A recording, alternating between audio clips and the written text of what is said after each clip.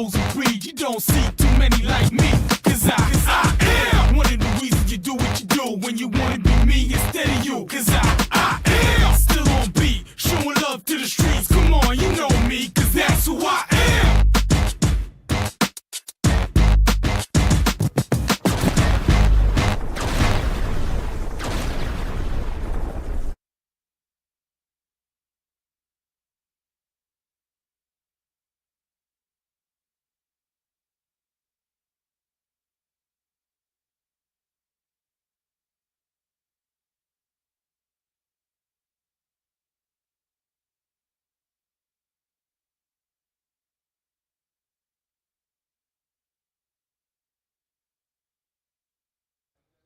And good evening, everybody. Welcome to tonight's broadcast. I'm Kevin Hastings, live. Oh, turn that one off. Live on YouTube tonight. It's Red Zone channel time, folks. Red Zone Radio. Who's excited? I'm excited. We've got scores, highlights from around the areas, and we're going to get right out to the action. I think they've started Shelby and Kings Mountain. We're going to start you there for tonight's broadcast. Just give me a few moments, and I'll get you situated. You guys can listen to the games. Starting off here with Shelby and Kings Mountain.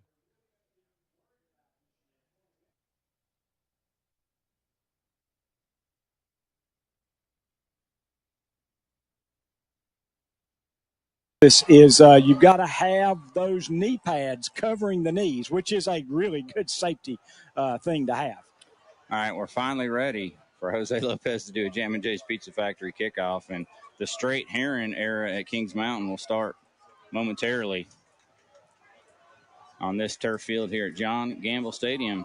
Sun behind us, Jeff, shining over on the visitors from Shelby, and Jose's kicking off from left to right away from the field house. Gets a good leg into this. This is going to go into the end zone for a touchback. And how about that?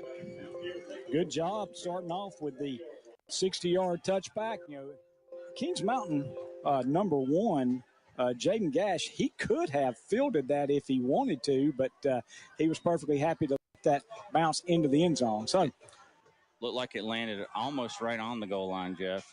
Yeah, it maybe it landed just barely inside the goal line.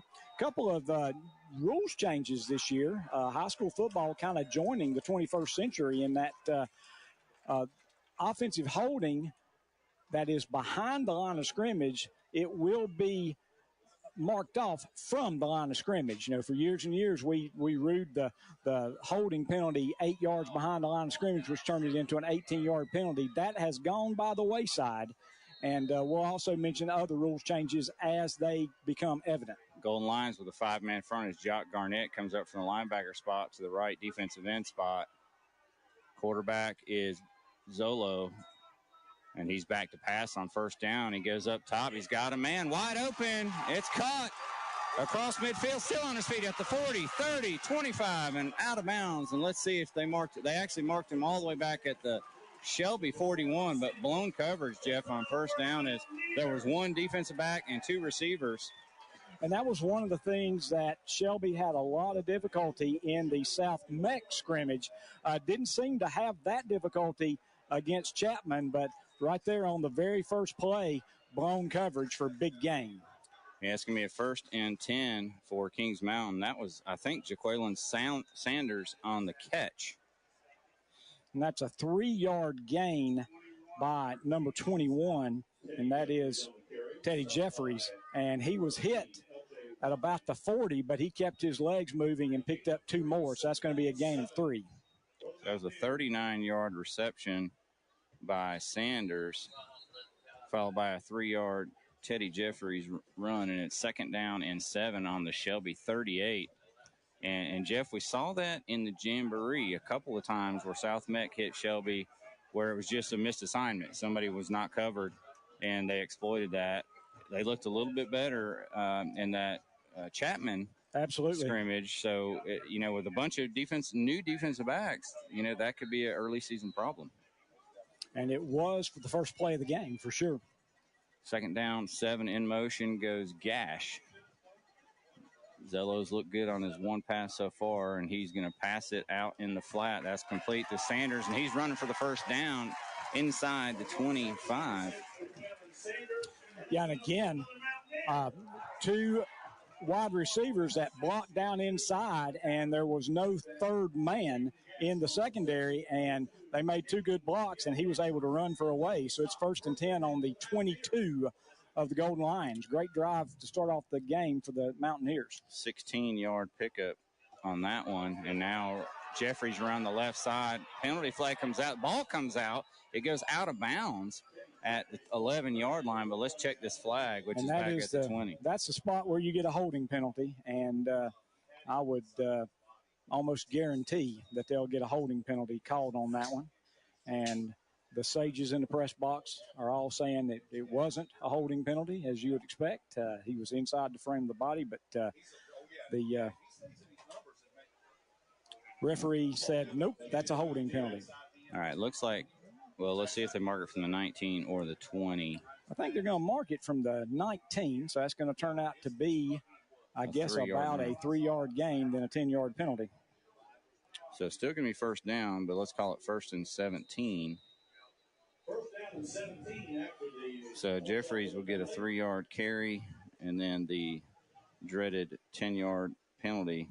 And it's 1st and 17 from the 29-yard line of Shelby. Kings Mountain driving from left to right. Quarterback changing the play. Zolo, a 6 foot, 190-pound quarterback. Hand off to Jeffries, left side. He makes the first guy, well, he almost made the first guy miss. He held on and kept it to about a 4-yard gain.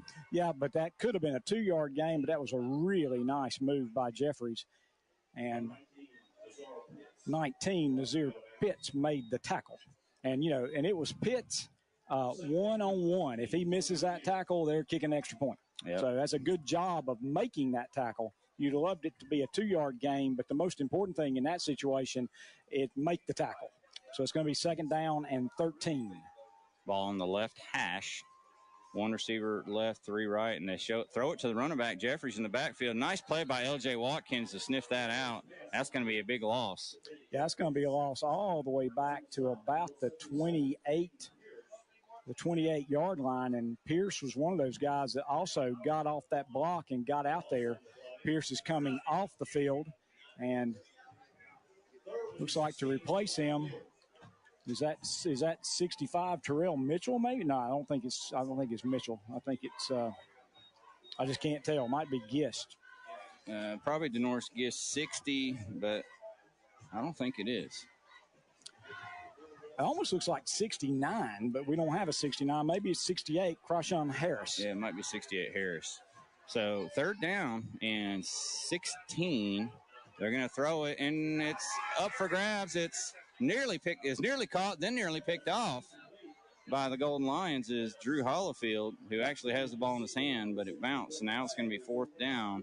That was 16. That was a situation where it looked like Kings Mountain had 2 guys open. The trouble that they were both standing beside each other, and you don't run a pass, and it doesn't matter. There's going to be a holding penalty called on Shelby. So defensive holding is going to take the ball all the way back to the 18-yard line, so it'll still be 3rd down, and so that's going to be a 10-yard holding penalty, and that's a killer holding penalty, which was going to be 4th and long. Now it's going to be 3rd down and 6.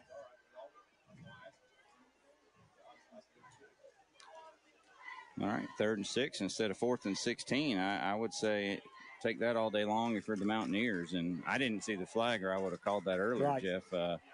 Looked like the play was over, and then all of a sudden they're marking the penalty off. So 3rd down, 6. They're going to run a Wildcat, and it's going to be Jaqueline Sanders over the left side. Gets a great block on the outside, and he's down inside the 5. And down to about the 2-yard line. Number 52 put a heck of a seal block out there, and that's Braden Barnes, 6'2", 300-pounder. And there's an injured Golden Lion. We'll take a break here early in this one. 1st and goal, Kings Mountain. We'll be right back. The Marburger family of dealerships is happy to announce their latest addition. Carter Chevrolet in Shelby is now Marburger Chevrolet. They invite you to come by soon. You'll receive the same professional service that you received over the year. All right, folks, I'm going to hold it right here since it's 1st and goal right here for Shelby and Kings Mountain on WHS 101.5 FM. We don't play a lot of commercials during the red zone, obviously, but we do got a couple early scores. Burns 6-0 over Forest View. South Point 6-0 over Lincoln, 6-0 over Lincoln, and East Lincoln 8-0 over the Kramer Storm so far. We're going to get more scores across the area for you guys. You're watching the Red Zone channel, brought to you by Whitetail Properties. I want to thank those guys, Whitetail Properties up in Falston, Whitetail Properties Real Estate. They specialize in rural property. So if you guys want looking for that, check them out. But that's the Whitetail Properties, our new Red Zone Radio sponsor. We're going to get right back to the action. East Dixon Boulevard in Shelby. Online at classic40shelby.com. Plan now to attend this year's Cleveland County Fair, September 28th through October 8th. 11 big days of fun for the entire family. Entertainment includes Act Monsters Chainsaw Art, The Circus Incredible with high-flying aerial artists, The Electrifying Magic, starring Jay Matoli from America's Got Talent, and Showtime at the Apollo. And Hog Diggity Dog, the very best animal act ever, and Nashville recording artist John Morris, along with 40 right-offer rides, games, food stands, and more. The Cleveland County Fair, September 28th through October 8th, online at clevelandcountyfair.com. Welcome back. First and goal, Kings Mountain. The injured Golden Lion was 59, Justin Ross. He does go out on his own, but with a little bit of a limp, Jeff. And it's first and goal at the 2-yard line. And that's doubly important for the Golden Lions because he's starting guard on offense. So nice drive, and Kings Mountain still in the Wildcat. And it is Jaqueline Sanders. He'll call his own number. Behind the line of scrimmage, though, he's taken down Nidrian Wood, 52. Yeah, a really nice play by Wood. That was one of those plays where they were faking to the slot back in motion to the right, and he was going to follow the slot back around the end. But the backside man, again, that was Nidrian. Great job that he made that tackle, so it's going to be second and goal. We're just inside of 8 minutes left here in the first quarter. Mountaineers have had the ball from the get-go. This drive started on their 20-yard line. So Zolo back in, second and goal from the 3. He hands it to Jeffries. Jeffries picking his way. Not much there. He's still on his feet, He's still on his feet, and he gets in the end zone. So Golden Lions unable to get him on the ground as he was hit at the line of scrimmage, Jeff, and he just ran so hard. He got all the way into the end zone for the touchdown. That touchdown is a numbers, tax, and bookkeeping of Shelby touchdown, and with 7:40 to go first quarter, Kings Mountain on the scoreboard first. Yeah, that was I thought he was down several times, but he kept his feet moving, and that's all that matters. Max Thompson on for the point after. Snap, hold, kick. Kick's good, and Kings Mountain leads 7-0 on our No Malarkey Mr. Sparky scoreboard. We'll be back after this message.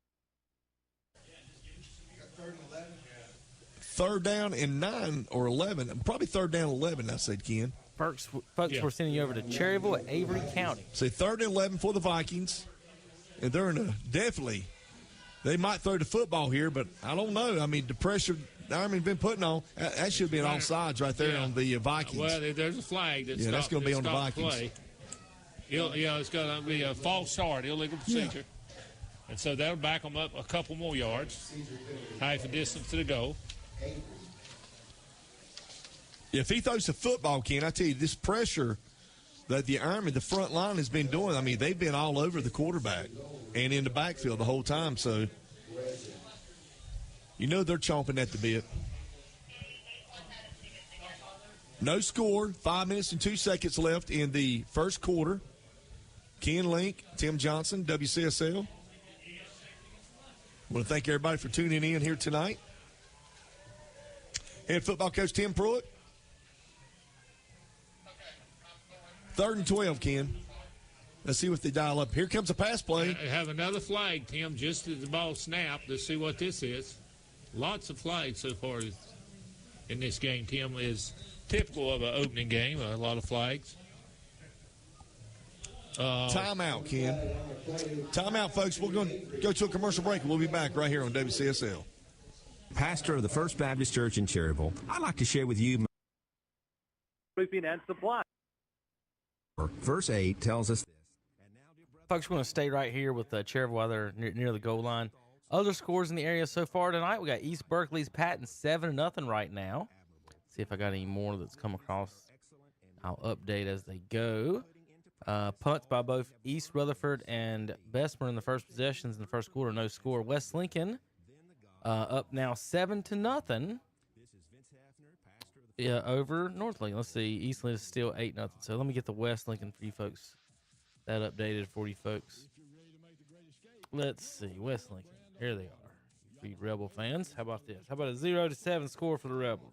Now, we should have highlights of that game here in just a little bit. Tanner Halbert's out at that game. And we'll have that for you folks here in just a little bit. Tim Johnson is got your what's Brent talking about there? Did I just hear another touchdown? Okay, folks, welcome back. Maybe Here not. We're going as to say we, Cherryville right now. For go back with action here from their own 2-yard line is Avery County. Third down. Passing situation. He's going to be. And he just flings it up. That's intentional grounding. Is that not on the quarterback? That should have been intentional grounding on the quarterback, Kim. He was not throwing the ball to anybody. No receiver in the area whatsoever. But I don't see a flag. The only thing I saw was officials say incomplete. The closest receiver to that ball was the offensive lineman. Yeah. And look at the coaches over there. Coach Pruitt now. They're just they can't believe it. He's trying to plead his case, but to no avail. Well, he didn't attempt. He just pushed it. You know what I'm saying? Well, he was going to get tackled for safety, and he just pushed it out with two hands about 10 yards. So, but no receiver in anywhere. So number 2. That's a missed call there, I think. Sewell back to receive the punt. And he will be punting from his own end zone right near the end line. And here's the snap, and here's the kick. Ooh, almost blocked. Good punt there. And he's called for a fair catch. On the 35-yard line. 35-yard line. That'd be excellent field position for the Cherryville Ironmen as they take over on the Avery County 35-yard line. All right, folks, we're going to break over to WAGY for just a few moments to check on the East Rutherford Bessemer City game. Just a little overthrown there. Good coverage by Yellow Jackets as well. So far tonight, unofficially, we've got both teams with 2 first downs, but this is the opportunity that East Rutherford does not want to miss out on to get on this scoreboard. It's now 2nd and 10 with the ball still right around the 20-yard line. From the shotgun formation, Flynn will go back to Pinkerton. He's found a hole, and he will take it to at least the 10-yard line. There's a discrepancy on the field. Bessemer City says they have the football. Let's see what the official is going to call right here. I think they're going to call him down by contact, and that's what they will call it. The ball will stay with the Cavaliers. All right, well, fortunately for the Cavaliers, and I'm also looking to see, was it a first down possibly, or was it just a little short? Official says around the clock. They're ready to go right here. Bessemer City coaches are screaming that it was a turnover. However, the ball will stay with East Rutherford. Let's see if they can punch it in from about their own 10-yard line. 3rd and 1. Back to Pinkerton, and he is brought down immediately, but I still think he is going to get the 1 yard needed to give them 1st and goal. Looks like they had it wrong down the field. They had 3rd down on the field. Looks like it is 2nd down now, so it will be 2nd and 10. But the marker down the field was wrong. We will correct that. It is 2nd and 10 now for the Cavaliers. That makes a lot of sense. So, as you say, 2nd and 10. Quarterback going to let it fly with a pass. And it's called over the head right behind the 10-5 into the end zone. Is he out of bounds or is he in? Touchdown, Shelby. And that's Tristan Tate, I believe, the running back, out of the backfield. Nothing, Cavaliers. Let's see if they can tack on the extra point coming up. Very impressed by that pass by Landon Flynn. He was able to place that just where he needed to behind the defender who was covering up C.J. Jackson. But Jackson had his eyes on the ball, made the nice catch, and went into the end zone. Little swing and gate action for the Cavaliers coming up here on this extra point attempt. Let's see if they're able to convert this. They're going to go for two here. Here's a pitch play inside the 5, and he takes it in. Nice job right there. And we're going to double-check that for you. I believe that was Jackson Gray who on the 2-point conversion. Now the Cavaliers with an 8-0 lead here. That was a big play by Bessemer City that did not work out for them, trying to run. A good gain of about 5 or 6. Official stats on Khalil Young's punt, 33 yards. So that's going to bring up a second down. That's Logan Wayne Brown with that open field tackle out there for Avery County. Second down and 5. Pick up a 5 there by Moss, the big fullback, number 34. Double wide receivers to the left, Ken. Moss and McIntyre, the running backs. Ward under the center. Here's a snap and hand off to Moss around the corner. Moss gets around the corner. Got some steam. And he got some. Oh, he breaks a tackle there. He's got a first down. And he hit hard. He's hit hard, too. Hit hard, but brought down inside the 15-yard line. Looks like he got down to maybe the 13-yard line, Tim.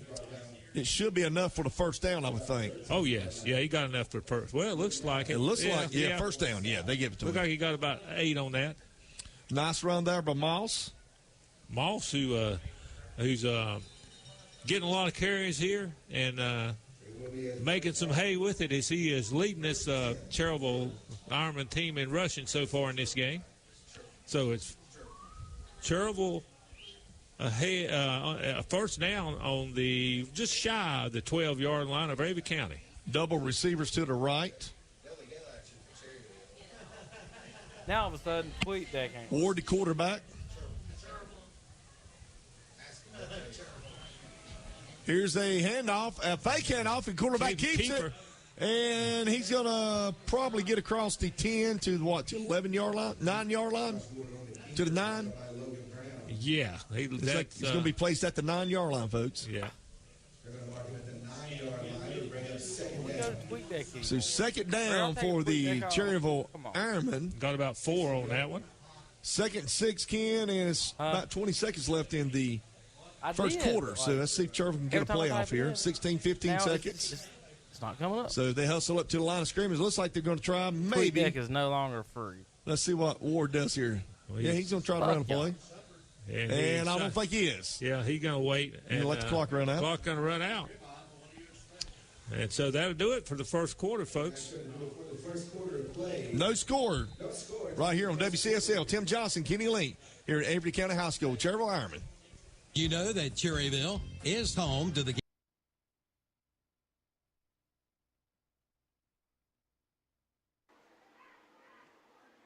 Still enough time on the play clock, so it shouldn't be an issue. Again, typical South Point, 3 in the backfield, 1 wide receiver. Handoff up the middle. It's Ford again. Goes over the left side, gets down to about the 23-yard line. They'll mark it at the 24, so gain of 3 on that play. Yeah, South Point is bringing in a tight end on one side and then having a split end on the other. Sometimes they bring that tight end to be an extra blocker on the inside, so that looked like it paid off on that run. That was a great read by the quarterback, Fleet.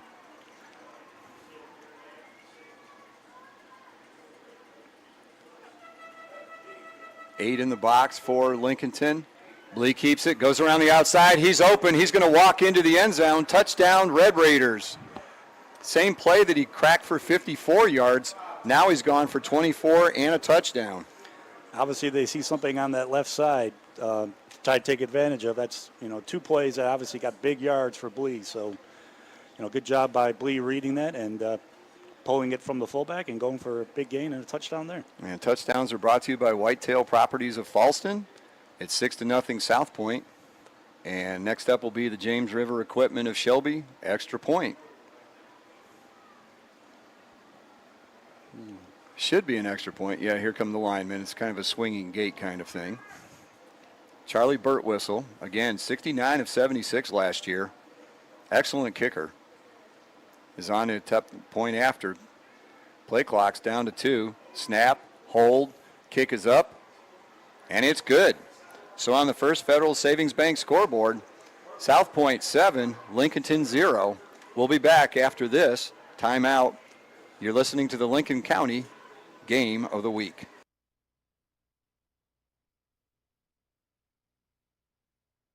On the first quarter brought to us, these guys in Avery County right on top of it, and we'll give you some of those in just a second.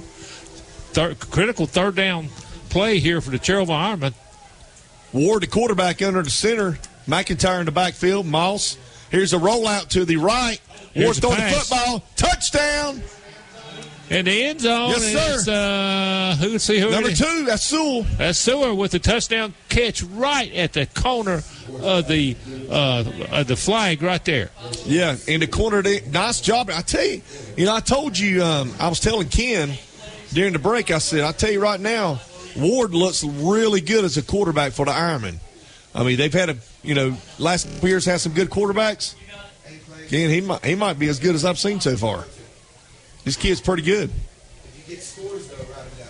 And so Cherryville Ironmen will now line up to try the PAT. And who's that kicking, Tim? One is holding, I can't tell. Which is quarterback. Yeah, let me see. Ward's holding. And it's looked like a left-footed kicker, but no good. Kick is no good. Number 46, Ken, kicked that football. It's 46. Henry Gill. Looked like it might have not been a clean snap. So it's 6-0. Here on WCSL. Not one, not two, but 3 big truckloads of scratch and dented appliances have arrived at Hendrick Appliance and Mattress Center in Shelby. That's right, 3 big truckloads, and all come with a big 1-year manufacturer's warranty. Now it's the best time ever to buy. The warehouse is overstocked, and they've got to go. Get your new appliance today and save at Hendrick Appliance and Mattress Center, 1241 East Dixon Boulevard in Shelby. On the right going down, on the left coming up, and online at HendrickAppliance.com. Hillbillies Barbecue and Steaks in Lowell is always hiring. You need a job? There's one waiting for you at Hillbillies Barbecue and Steaks in Lowell. And also right now, Hillbillies. Again, he's hit. This time he finally is pulled down. Not on first contact, but I think L.J. Watkins hit him and then got help from Jaden Pierce and also Calvin Ramsewer, who's into the ballgame for the first time. And Jeffries gets maybe half a yard, and that's it.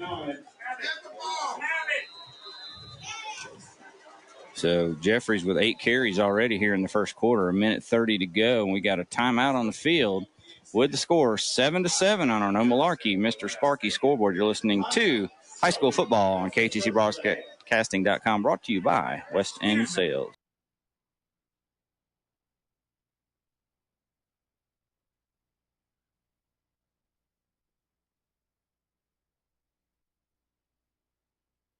Victory, but they are looking really good right now so far.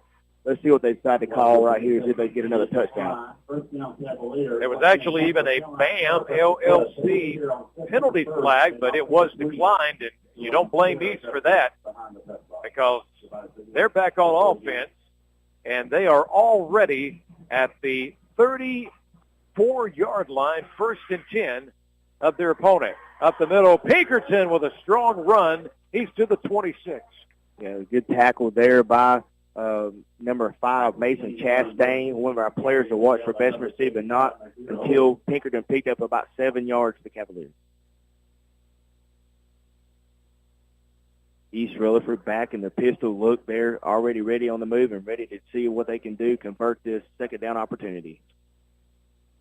Back to Pinkerton, and a short run this time, but still at least a 2-yard gain to the 24 Bessemer City. Yes, he's going to get the first down. There'll be another Meeple Bleetho first down for the Cavaliers. So Brandon Pinkerton, 2 runs on this drive for the Cavaliers, able to pick up that first down. They got lunch specials at Meat Pubs. Remember, they have that go till at least 2 o'clock every afternoon, the lunch specials at Meeple Bleetho. And again, Pinkerton, he is a workhorse right now, taking tacklers with him. It appears, JB, he's gone just inside the 20-yard line. Yes, East Rutherford is getting a massive push up the middle between their center and guard positions. East taking advantage of that run at Pinkerton right through that guard and center hole there, and East Rutherford having a lot of success on first down. Double receivers to the far side of this offensive formation, one to the near side, and Pinkerton remains the lone back behind the QB, Landon Flynn. Landon Flynn, of course, operating from the shotgun, and, of course, Coach Russ and his guys on the sideline. Pinkerton going to the outside this time. They'll trip him up for just a very small gain. Number 1, Anthony Smith for Bessemer City on the stop there from his cornerback position. Set up a crucial third down now for the Cavaliers. You don't want to come away empty, if at all possible, when you're in the red zone for the second time tonight. They got 8 points. They had the touchdown and the 2-point conversion just a short time ago in the first quarter. They're going to keep it on the ground. Pinkerton, he got to at least the 15-yard line on this carry. They'll bring up fourth down now for the Cavaliers, but I expect they will go for it here on fourth down. Bringing, it looks like some jumbo unit personnel here. Let's see if they decide to keep it on the ground with Pinkerton and pick up his first down.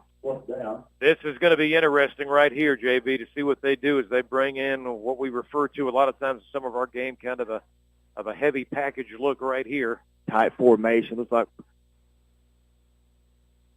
taking the snap, getting behind some big weight in the front, and it is going to work out.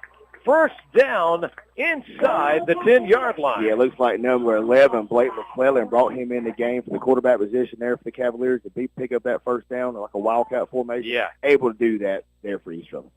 Another Meat Pubs first down, and things are going well for East Rutherford right now, trying to add to this 8-0 lead with just over 9 minutes to go in the second quarter. Back to the ground here. Pinkerton, I believe, on the carry. Yes, he is really close to a touchdown there for the Cavaliers. Let's see where they actually mark him at. Looks like about to the 2-yard line now for East. They can get another first down, by the way. Second down and 2 right here. And they are bringing back in that same wildcat look that we saw a moment ago, and it's going to work out. Touchdown, Blake McClellan returns, and he's got the short run, and he's got the touchdown for East Rutherford. Very big for the Cavaliers right here to go ahead and make it a 2-score advantage. Getting good field position for the Cavaliers and taking advantage of it. East Rutherford off to an excellent start right here in the first game of the year. Yeah, it was good to see how they did this here. They're going to go for a 2-point conversion again, and if they just flip the ball to the guy that's been used as a wide receiver earlier in this game, but C.J. Jackson. C.J. Jackson, tremendous player for East Rutherford, one of our players to watch there for the Cavaliers tonight, already making a big impact for them. All right. It goes 40 yards on the fake punt, and I tell you, Jeff, they're going to have to do this over, JB. And Shelby was not. That was just on the field. hike to. Apparently, there was an equipment issue with one of the Bessemer City players, perhaps. So the 2-point conversion. He should have had about a 10-yard gain. He should have. East brought back in some more. Just didn't wrap him up. Yep. Yeah, there was at least 3 times he was in somebody's grasp before the first down marker, and they didn't wrap up or bring him down, I should say. And Kendrick all the way. Now Thompson, instead of punting on 4th and 18, he's kicking an extra point, and he's putting Kings Mountain ahead 14-7 with 11:56 to go.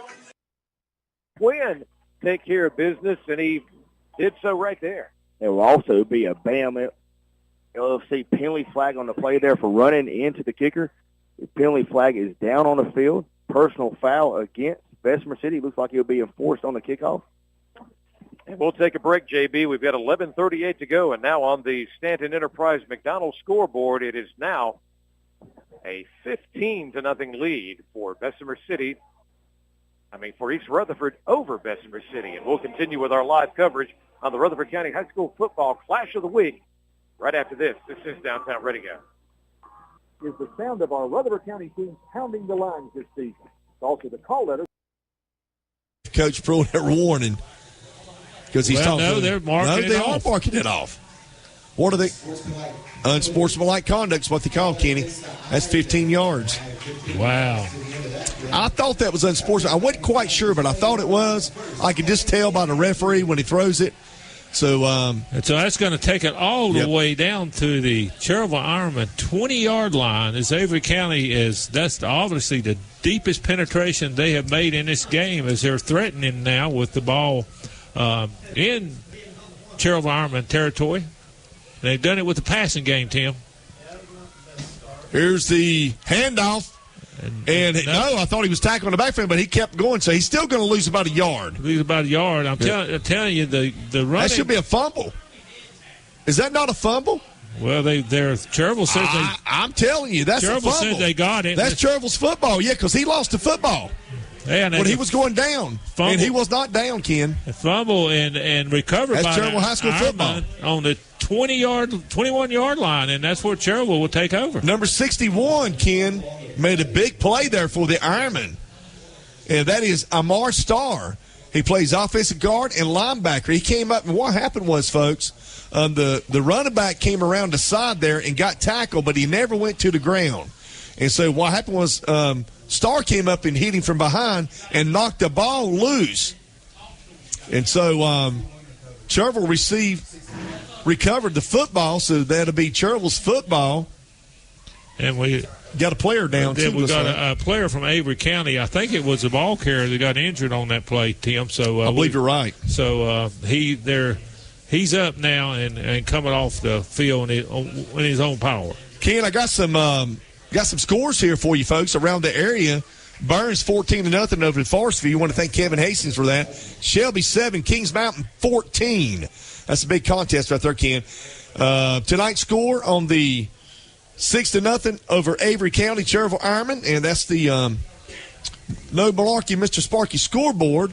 South Point 14, Lincoln 0, East Burt 7, Patton 0. And then you got West Lincoln, the Rebels 7, North Lincoln 0, Bunker Hill 14, Freedom 0, Asheville 6, Tuscola 0, East Lincoln 15, Kramer 0, East Rutherford 15, and Bessemer City 0. Tell you that North Lincoln and West Lincoln game will be a game to keep an eye on, folks. So far, Tim, they've been a fumble by each team lost deep into territory of the other team. So it's, Ward, the quarterback, drops back to pass the football, looking to throw the football downfield. Wide open. Seward. Oh, my gracious, Ken. Just overthrew him a little bit. I tell you what, Seward turned one way and then turned back the other, and that little miscommunication cost a touchdown. Cost him because he had about 2 or 3 steps on the defender. I tell you, Ken, I like that quarterback. I tell you what, Ward got a good arm. He threw that. Yes, he did. He threw it probably every bit of 40, 45 yards. Yeah, he did. And had a great sparrow on it, too. Yeah. But, so it looked like to me Sewell was looking over the wrong side of the shoulder, and then he had to turn and go back. And by the time he did, he lost his momentum such that he couldn't catch up with it. He was going down the sidelines, and he kind of threw it to the sideline to the middle of the field. Here comes a handoff to Miles. Miles got some running room. Hit, breaks a tackle, still going. Big man trying to fight. He gets about 2, maybe 3 yards there, Ken. Yeah. So Miles with some tough yards there, Ken. Breaks a couple tackles there. Number 34 for the Ironman. He's going to break up third down, and 7, 3rd and 7, 3rd and long. So let's see what the Ironman do here. Ken, if you're the Ironman, do you, if you pick up 6 yards and it's 4th and 1, do you go for it? No, they're too deep in their own territory. They'd have to punt it away, Tim. Yeah, because they're right now on their own 24-yard line. Mm-hmm. They need a first down to continue this drive. Right. Warren under the center. Here's a little reverse. Oh man! So if he gets around the corner, he's going. Look out! That's trouble. That's trouble. He got first down. Oh man, he almost went, folks. And he tripped up, but he does take it out all the 39. way to the actually look like about the 37-yard line, and that is enough for a first down, folks. I tell you, Ken, that one he cut back, made a great move, got an open field, and he got him by the shoelaces. He did. If they hadn't got that, he'd have been gone off to the races. So nice play there by Coach Pruitt. Nice call there. 1st and 10, 37-yard line, like Kenny Link said. WCSL 1590. Here's a fake handoff. He's looking to throw the football. Plenty of time. He throws it. Look here. Oh, man, just a little high for the receiver, and that's Seward again. Just a little bit off on the connection, Tim. That he's going to connect on that. Yeah, he'll connect on that sooner or later. And the offensive line gave him time to throw that ball. He did. Got to credit the offensive line, like you said. No Malarkey, Mr. Sparky, scoreboard 6-0 Cherryville. 7:46 to go here before halftime. Make sure you stay tuned for the halftime show. Ken will have all your stats and stuff like that. Halftime show brought to you by Ken. I'm trying to find it. Halftime show. Don't see it, Ken. Here's a handoff to number 17, McIntyre, and he bounces out, but looks like he's maybe stopped for a loss on the play, and there's a flag flies. Let's see what it is. Stadium Halftime Show brought to you by West End Sales, folks, out of Lincolnton. I want to thank those good folks for being part of our broadcast here tonight. So, do you see what happened, Kenny? They hold him against the Ironman, and let's see what they're going to do. They're talking to the talking about it with the coach, and they lost Holden on the Ironman and, declined. Avery County would decline it. Okay, so they're going to decline the penalty. So it will be 3rd down and 10 now. So 3rd and 10, Ken. What do you do here? I don't know. Tim, I believe I took that penalty, but that's just between me and you. Mm-hmm. Now, look at it this way, Ken. They're on the 37-yard line. If they can pick up 7 or 8. All right, good evening, everybody. Red Zone Radio time. Let's watch some highlights. We've got some early scores here in week 1, getting our highlights put together, and I think we're about ready for some of that here in just a moment. Let's see if I can get you guys set up and ready to rock over here. We'll, of course, folks, the highlights are on What's Up Shopper Twitter page. So go there to follow along as soon as I can find it. Well, I don't even know what I'm doing. Here I am. Duh. All right. Excuse me for the folks watching at home. Let me go back all the way to the start. We'll get some scores for you guys. And remember, this is week 1. If I hit a button wrong or something, hang in there with me. Let's see what they got here. We're gonna start. Let's start over here in Rutherford County. Let's see if we got some sound on this. Edwards. He played volleyball, softball, East Rutherford. Member of the class of Bessemer City about to get started over there at East Rutherford with Dustin Hull with the coverage there. Good shot over there. There's West Lincoln's new turf for the folks that haven't seen it yet. I'll make this real big for you guys. You can see that better. How about that? New turf over at West Lincoln, Andre. Would you ever believe you'd see that? We played let me turn you on. We played over there in grass long and thick and now they got turf. I asked Terry, I know you didn't see it Saturday. I said, now Terry, how do you guys, like when we played, you guys trained the linemen to throw dirt in our linemen's faces. So are y'all throwing the pebbles out there? Is that what y'all are practicing now? I know the field looks real vibrant though. Go ahead. I should be able to hear you. I said, yeah, that field looks real vibrant. It does look good though. I know it's when the highlight went by the first time. I was like, that can't be grass. That's some really good paint. That's West Lincoln's new AstroTurf. All AstroTurf is all over Lincoln County now. Everybody in Lincoln County with AstroTurf. All right, this is the Crest Chargers coming out against Gaffney. Let's see if we got some sound on this.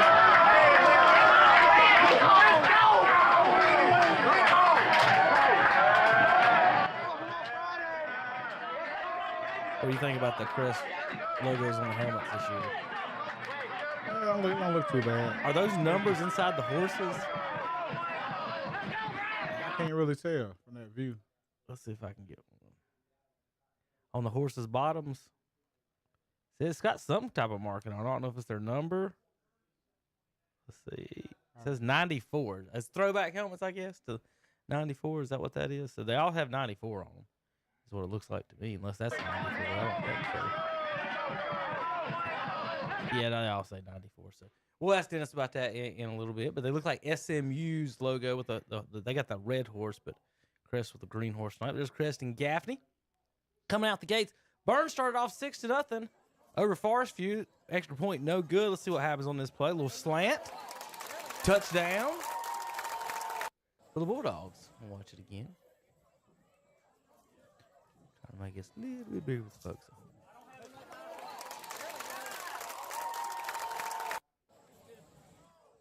All right, 6-0. Let's go 8-0. Stuart Kramer. East Lincoln at Stuart Kramer out there on the AstroTurf. A lot of AstroTurf night, and I see a lot of purple guys falling down, tripping over the lines on it. It must be tough. AstroTurf. There's another one. Watch this play. Watch how many Kramer guys go down on this one. Let's see. One got shook. Two ran into each other.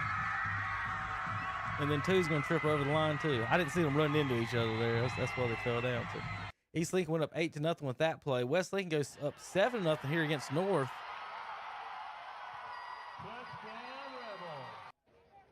One more time.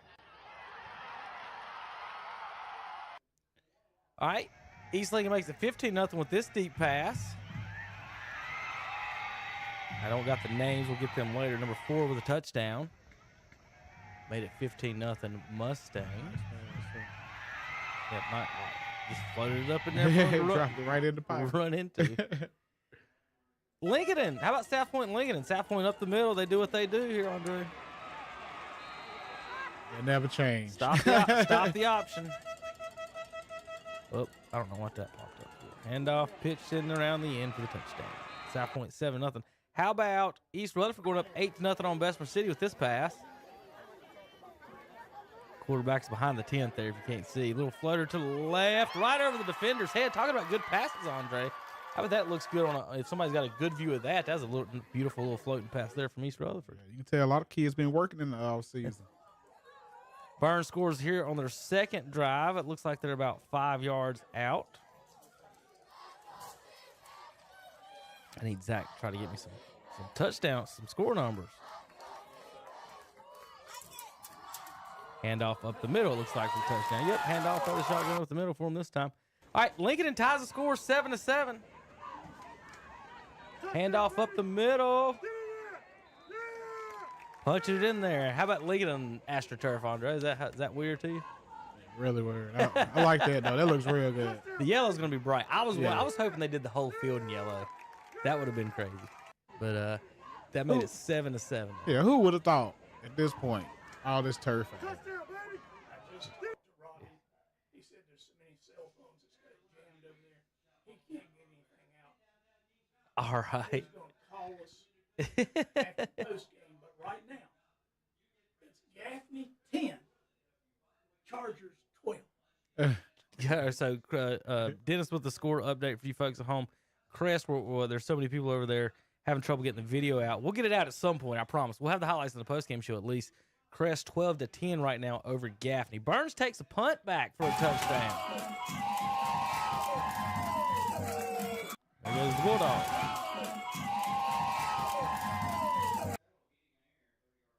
How you doing, brother? All right, up next. All right, how about yourself? Husky to Green, the new Tar Heel commit. Little bubble screen behind the line of scrimmage, and he takes it in. The play started.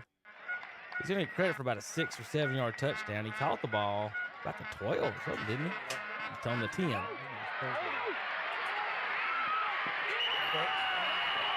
Good dive there. You still a Bucks fan? South Point 14-7 right now on Lincoln. This is their next touchdown. Quarterback keeper, left side. Nobody's touched him yet. Nobody ever touches him. He goes around the left side, cuts it back to the right. South Point 14-7. East Lincoln goes up 23-0. This time on a run. How about number 2? Shake, bake, slide to the left. And the band started playing him out, Andre, before he even got in the end zone. The drummer knew he was gone. East Lincoln in the gray pants tonight, white tops. That made it 23-0. Mustangs over the Kramer Storm. How about second quarter action? East Rutherford with their second touchdown made it 15-0 over Bessemer City. Hands it off up the middle. Cavaliers missed the extra point, but they got 15 though. They're up. West Lincoln here makes the North Lincoln fumble and gets the ball back after the first quarter. West Lincoln up 7-0. West Lincoln in the gray tops. All right. Red pants. Like that. The jerseys or the AstroTurf?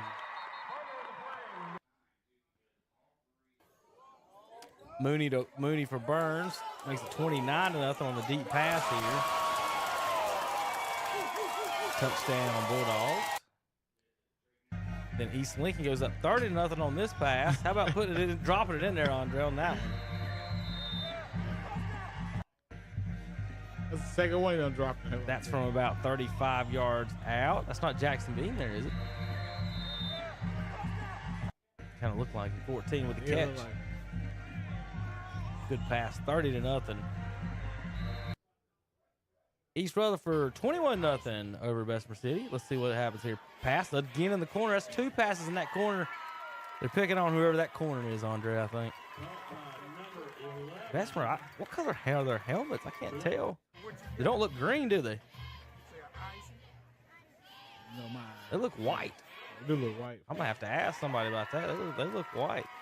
All right, so that's all our scores so far here in the first half that we have live. Like I said, we got more scores from Crest coming in just a little bit. I'm going to have to make a few phone calls. We're going to get the scores updated online, folks. Let's get you scoreboard. And then we'll get moving on for more here. Listen to the Red Zone channel on KTC Broadcast.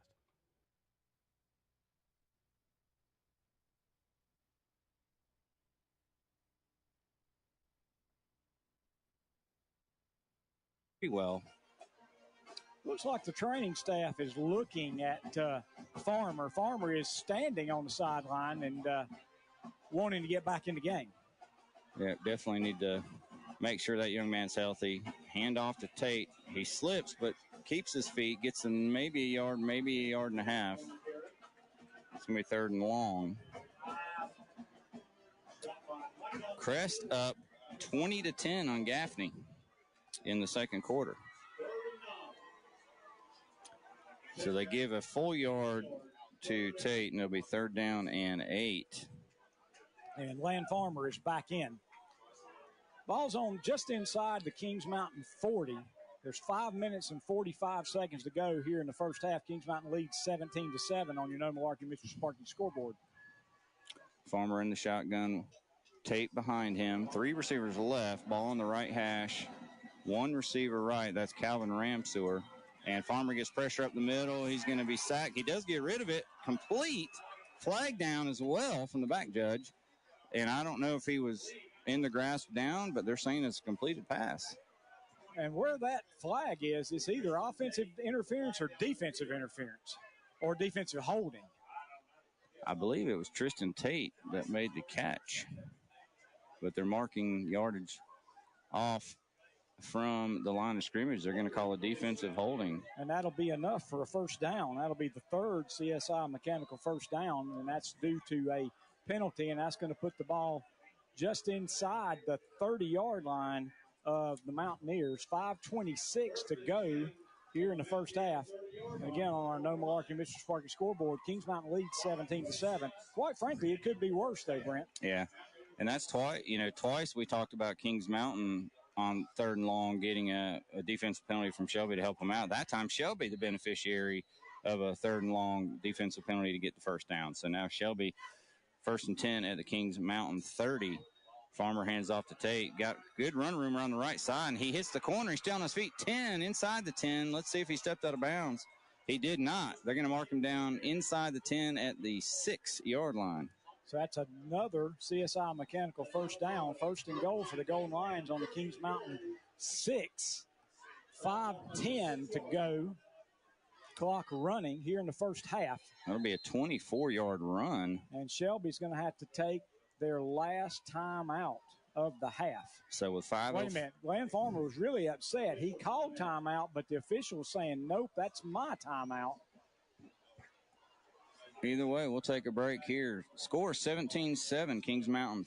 5:05 to go on our No Malarkey Mr. Sparky scoreboard. Defensive line there. And they'll mark it back a loss of a yard on the play. Be 2nd and 11. And Ken, the Vikings will receive the opening kickoff after halftime. Yeah. So that's big for them. So if they can have a stop here, they did their job. So look for a pass here. Look for a pass here by Ward. Ward has threw the ball He's threw it really well, Ken, exceptionally well. Yeah, he don't have a lot of completion, but he had a lot that was almost completed. Here's a pass. He rolls out to the right under pressure. There, and I tell you, if he hadn't got under pressure there, the defensive end came around the corner and put pressure on him. He had a receiver open about 4 yards down the field, but he was with the rush. He couldn't quite get it to him, and so with the diving attempt, he couldn't quite get to it. So that will bring up 3rd and 11. The intended receiver was number 2, Rashawn Sewell. And so this is a critical play here, Tim, not only being 3rd and 11, but even when they got a punt, last time they had problems with the punt. And you don't want to give Avery County the ball back with a chance to have another score before the half. And we got a whistle right as the ball is snapped. Let's see what this call is. Timeout, Cherryville, folks. Okay. We're going to take a quick timeout. We'll be back. For breakfast or lunch, check out the grill. For going all the way back to 1946. Call 828-287-4343 and mention WAGY football coverage, and that way you receive $25 off your home electrical service. To this drive.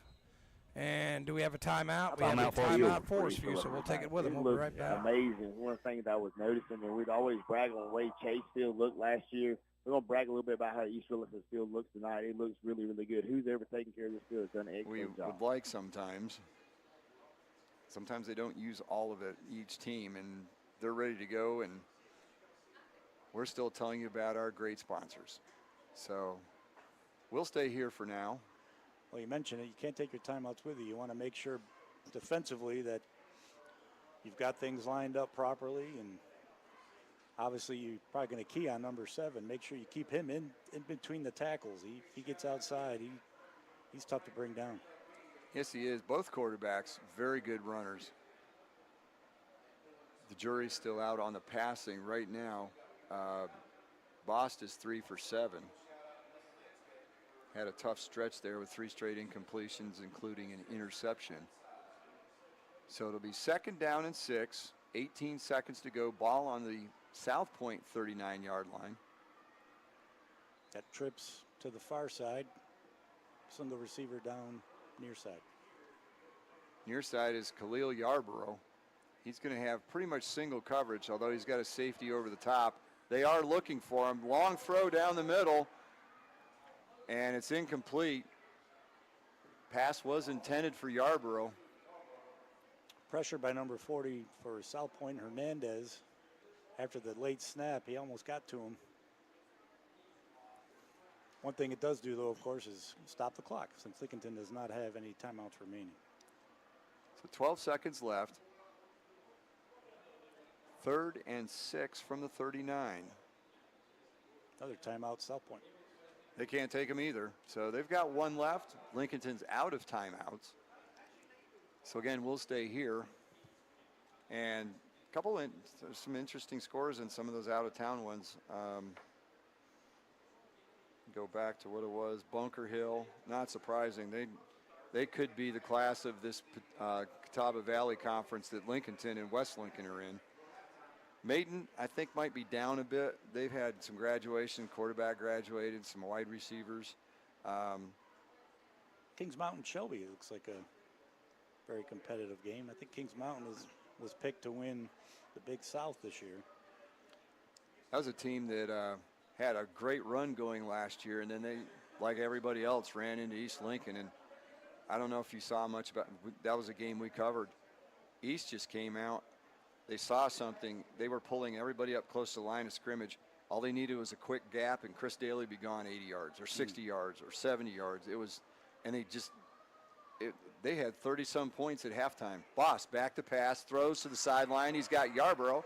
He steps out of bounds. It'll be a Turner Hauser Insurance first down. Ball at the 27.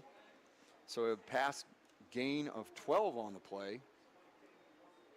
Yeah, great execution along the side. Yeah, he was able to keep his feet in the play. Obviously, you just need 1 foot here in high school, and that was a great throw there by Bost. Only used 4 seconds. So 8 seconds left. They should have enough time for 2 more if they can do this right. And that's the last South Point time.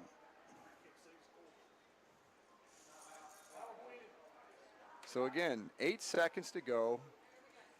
21-7. Well, that was a little too high. There I we didn't go. know. Look, we had two suns there for a second. The floodlights were flashing me in the face. But no. There's shades here in the press box, and I was pulling them up since the sun's down, but I went too high, and the light poles on the other side of the field were just blasting into our eyes. I'll have comet trails there for a little bit. You don't see that as much now with the chip cameras. But boy, in the old days, you take a camera and you pan like that, and it looked like comets going across the screen. Showing our age. Showing your age. I don't know about me. Yeah, you are the youngster of the group here. All right, so the timeout's over. Same formation and trips up far side. Boss back to pass.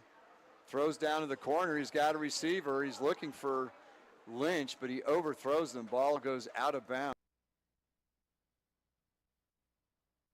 I think he caught it at the 49-yard line. Yep. That's a 49-yard touchdown interception. Wow. Ken, he watched that all the way. He read the quarterback's eyes and just ran right in front of it. Rayshawn Sewell with the TD. That's his second one, Ken. If you think about it, he had a reception for a touchdown. Yeah. But the receiver, he just missed the receiver, but he didn't miss Sewell, who had his eyes on it and broke. And once he caught it, Tim, there was nobody out in front of it. Touchdown, Cherryville Ironman, folks. So we're lining up for the PAT. Got a different kicker here, Ken, number 25 for the Ironman, Marlon Gomez. And let's see if we get a good snap this time. Marlon Gomez, here's the snap. Snap is down, kick is up. Oh, well. No, he kicked it in. Looked like it was kicked into the line, and it's no good. So now it's 12-6 in favor of the Cherryville Ironman.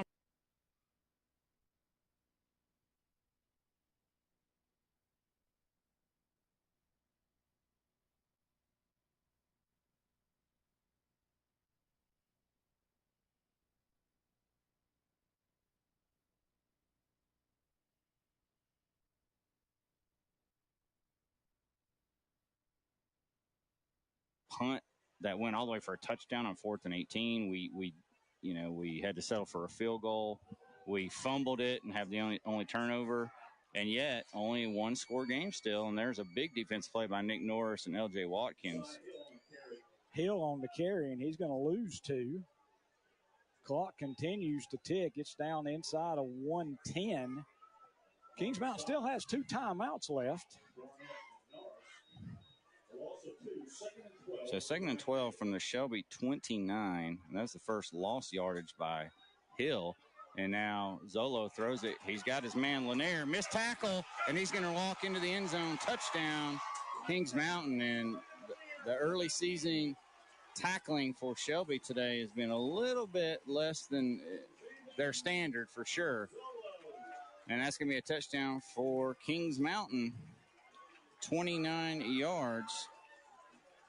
Zolo to Lanier, and that was just a little curl pattern, and then Lanier made a couple of guys miss, Jeff, and with 49 seconds left, Kings Mountain got a chance to make this a 14-point game if Thompson can knock this one through.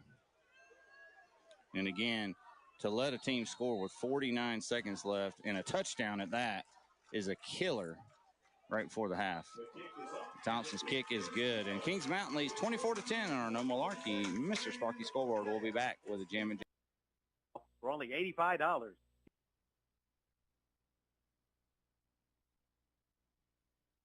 We need to do that more often. Every time we get the commercial too long, it's a big play for Birds. It's coming. The interception may stand still, but it looks like on the return was a penalty. But that was Xavion Wilson for the interception. Hill was flush left, kind of threw it up, kind of an ill-advised throw, and Wilson took advantage of it. Looks like we have an injury down on the field, Tom. We'll take Okay, so that's sponsored by the Campers Inn RV. We'll be right back. Hey, I'm Joey Logano, and if you're looking for affordable, quality equipment, James River delivers. Whether you're mowing your lawn, hauling material, or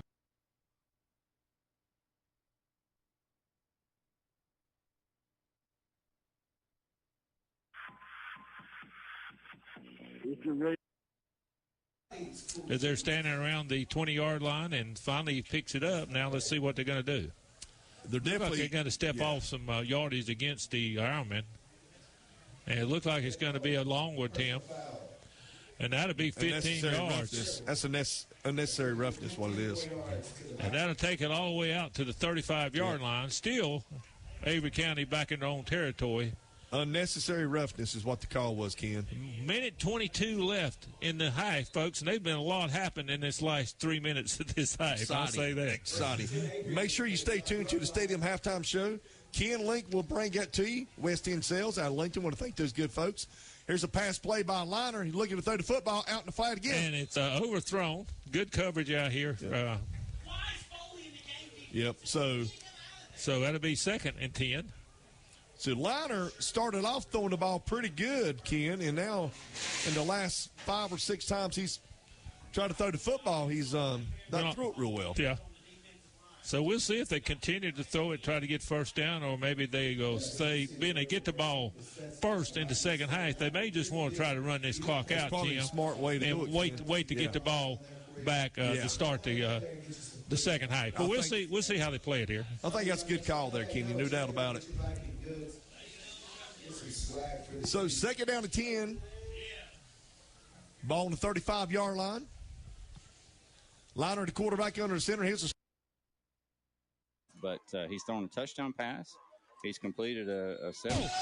He's going to score for a touchdown. He is going to score, folks. A 65-yard touchdown pass to number one, Ken, and that gentleman is don't even know don't have his number down.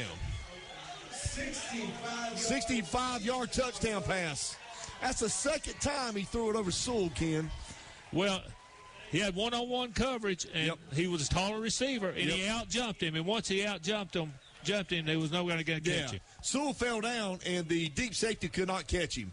He was already 10 yards in front of him. So that's a 65-yard touchdown play. Folks, we've had 3 touchdowns scored in the last 2 minutes of this game. We've still got 1 minute and 5 left. And I tell you, Ken, there's a snap and a kick. That's good.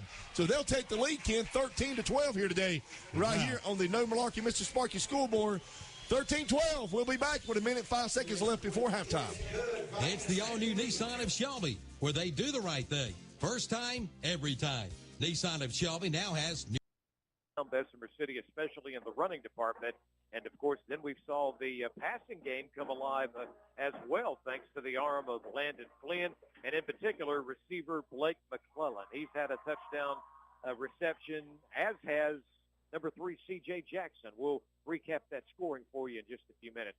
We want to take a moment to welcome in a new segment sponsored by our friends at Stanton Enterprise McDonald's, and that is to recognize some of the ladies in the house here tonight, and that's the East Rutherford cheerleaders. We want to mention some of the names of these young girls that put in their hours and times, how special it is to be a cheerleader, to get the crowd excited down here. And those cheerleaders that we want to recognize at this moment in the game are Maria Atkins, Connolly Costner, Amari Finney, and Ashinda Hardy. And we want to thank you guys for what you do for cheerleaders, the Cheerleaders of the Week presented by McDonald's. That's a very, very glad McDonald's decided to do that this year. We do not give the cheerleaders enough credit. They're out here before the game getting the crowd fired up, and they really done a tremendous job with the East Rutherford crowd tonight. So kudos to McDonald's being able to do that, and kudos to the young ladies there tonight with winning that award. Let's take a look at the scoring recap. East Rutherford would get on the board with just 2:04 to go in the first quarter. They did not get the opening kickoff, and they had to punt the ball away on their first series or two, but late in the first quarter, it was a 10-yard pass as Flynn would hit C.J. Jackson. What I liked about this one, JB, you may remember, the defender was right in front of Jackson. However, what a job by Landon Flynn to place that ball perfectly to where C.J. caught it behind the defender in coverage and walked right into the end zone. Yes, it was on the first drive of the game. He had an excellent trajectory on that football. As you mentioned, Paul, able to slip it right over the defender's hands, right into his wide receiver's grip, and they was able to put some points on the board, and just a tremendous pass from Flynn to Jackson there right off the bat, and he continued to do that as the game progressed. Into the second quarter with 11:38 to go in that quarter, we would see the first of 2 touchdowns by Blake McClellan. And this one was on the ground, a 9-yard run, and this time they would kick the PAT, which was good, and that's when they went up in this game 15-0. Then with 3:33 to go in the second quarter, it was the pass. Wow, it's right on target. He had coverage, but he went right through his arms. Right through his arms. I mean, just went right through it. Wow. And that was not a good throw by him. That was not a good throw by him, but he managed to get rid of it. We got an injured player down. It's a Viking. So we're going to take a quick break, and we'll be back right here. Are you looking for a new pool table? Or maybe you want to sell yours? Then see Tom's valuable.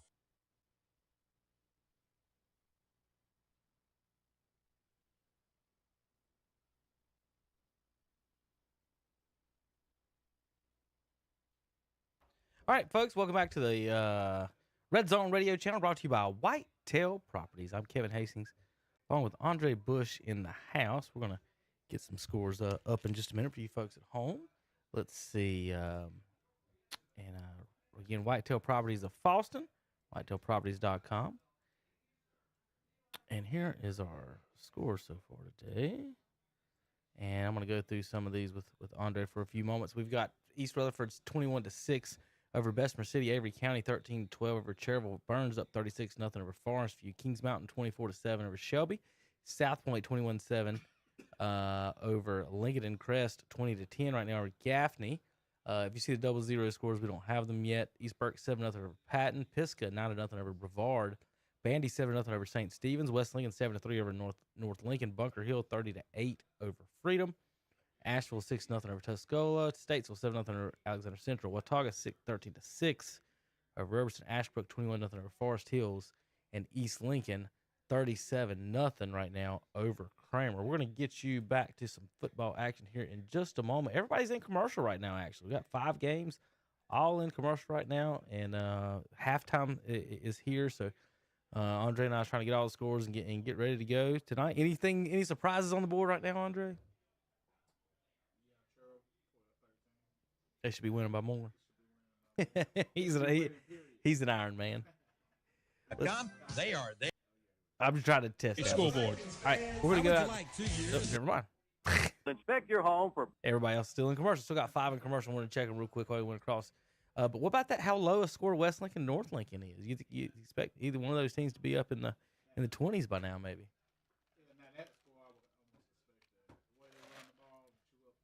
Mm-hmm.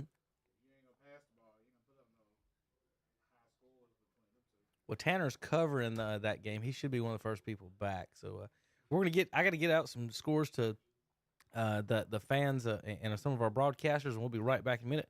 I'm going to send you guys out again. We're going to try to keep you listening to the ball games as much as we can here on KTC. You don't want to hear me interrupting. Let's go out and find us a field to listen to, Andre.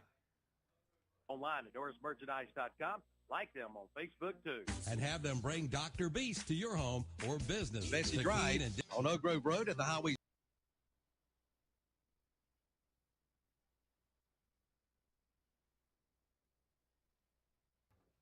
Well, we're going to stay right here then. We're all in halftime, and nobody.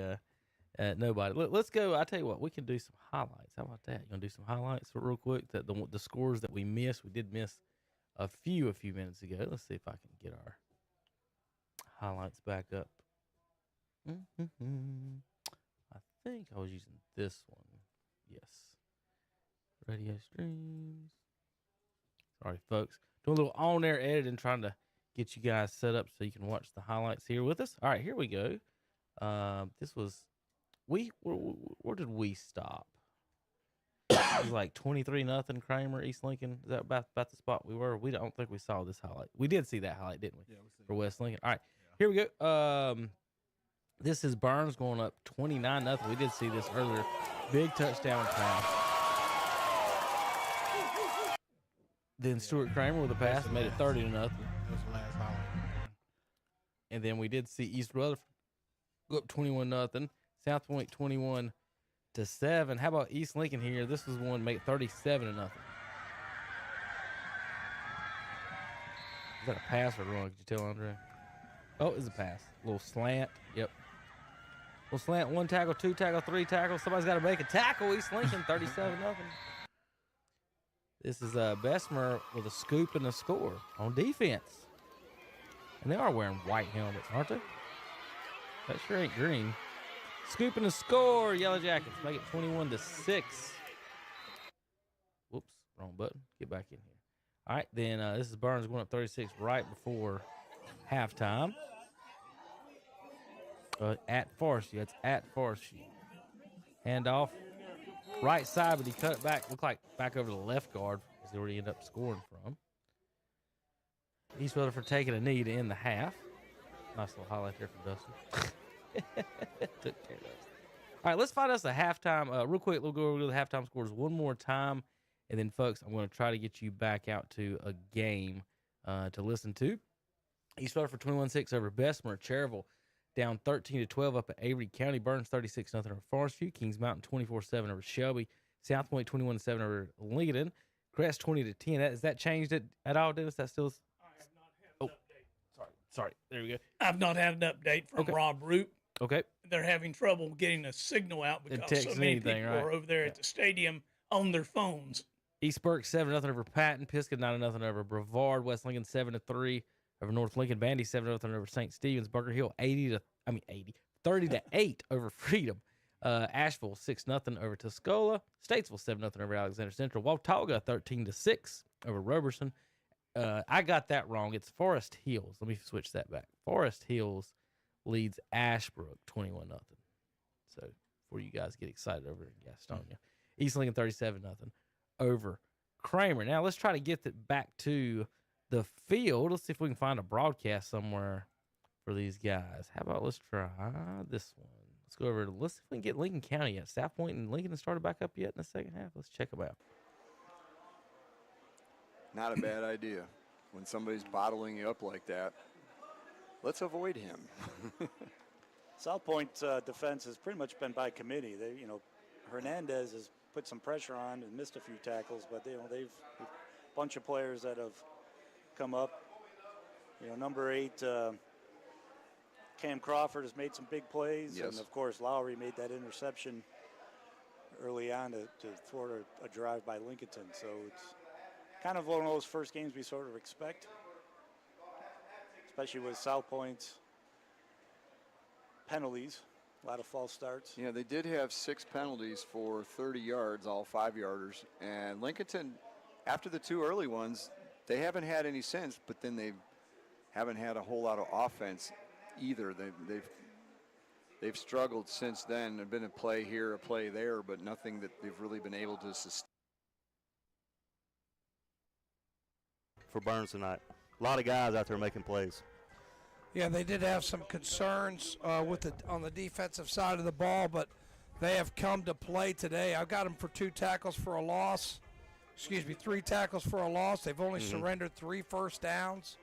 I mean, they just had a whale of a half there and shutting down that Forest View attack, and no matter what Forest View threw at them, they couldn't really sustain any drives. Yeah, like I say, and everybody had got some action. We saw Zach Currier make a few plays.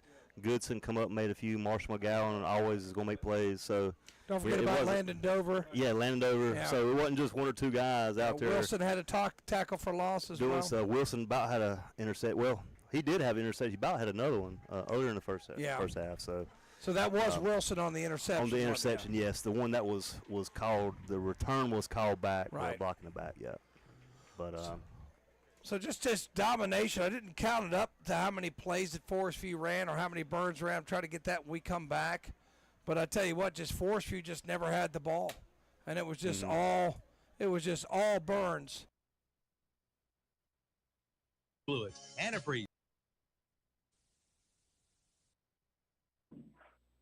What do you think if you're Bessemer City? We knew that they lost a lot of starters off that team last year. That was one significant thing. On both sides of the football, they're having to start a lot of sophomores tonight, and that's been nothing new for Coach Russ here at East Rutherford last season, his first year, and this season as well. But what do you think that team, what kind of adjustments can they make? Well, I would just tell my team, if I'm the coach of Bessemer City, to believe in themselves. And, you know, right now, I think with the young team you saw, they're a little starstruck to open the game. They committed. They drove the ball all the way down the field, started committing penalties, had to back. 23 Chevy.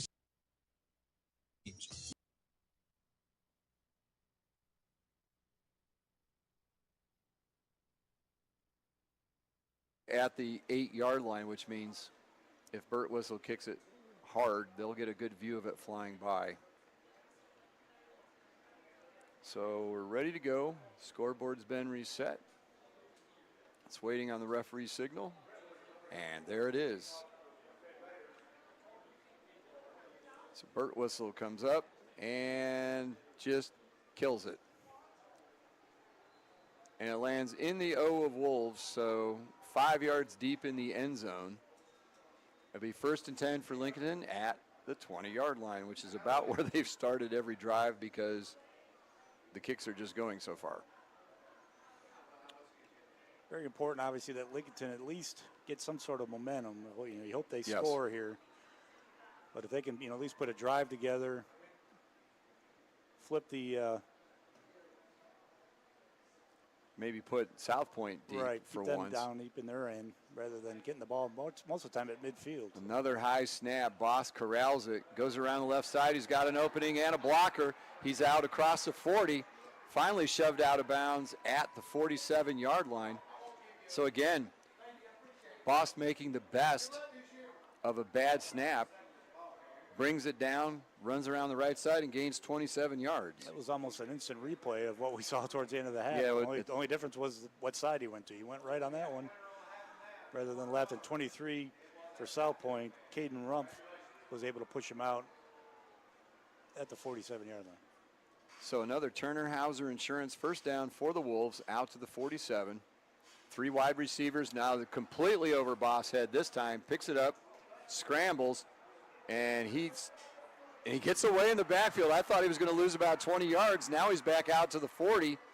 So after the bad snap, he will lose 6 yards. But he ran an awful long way to get the yardage back.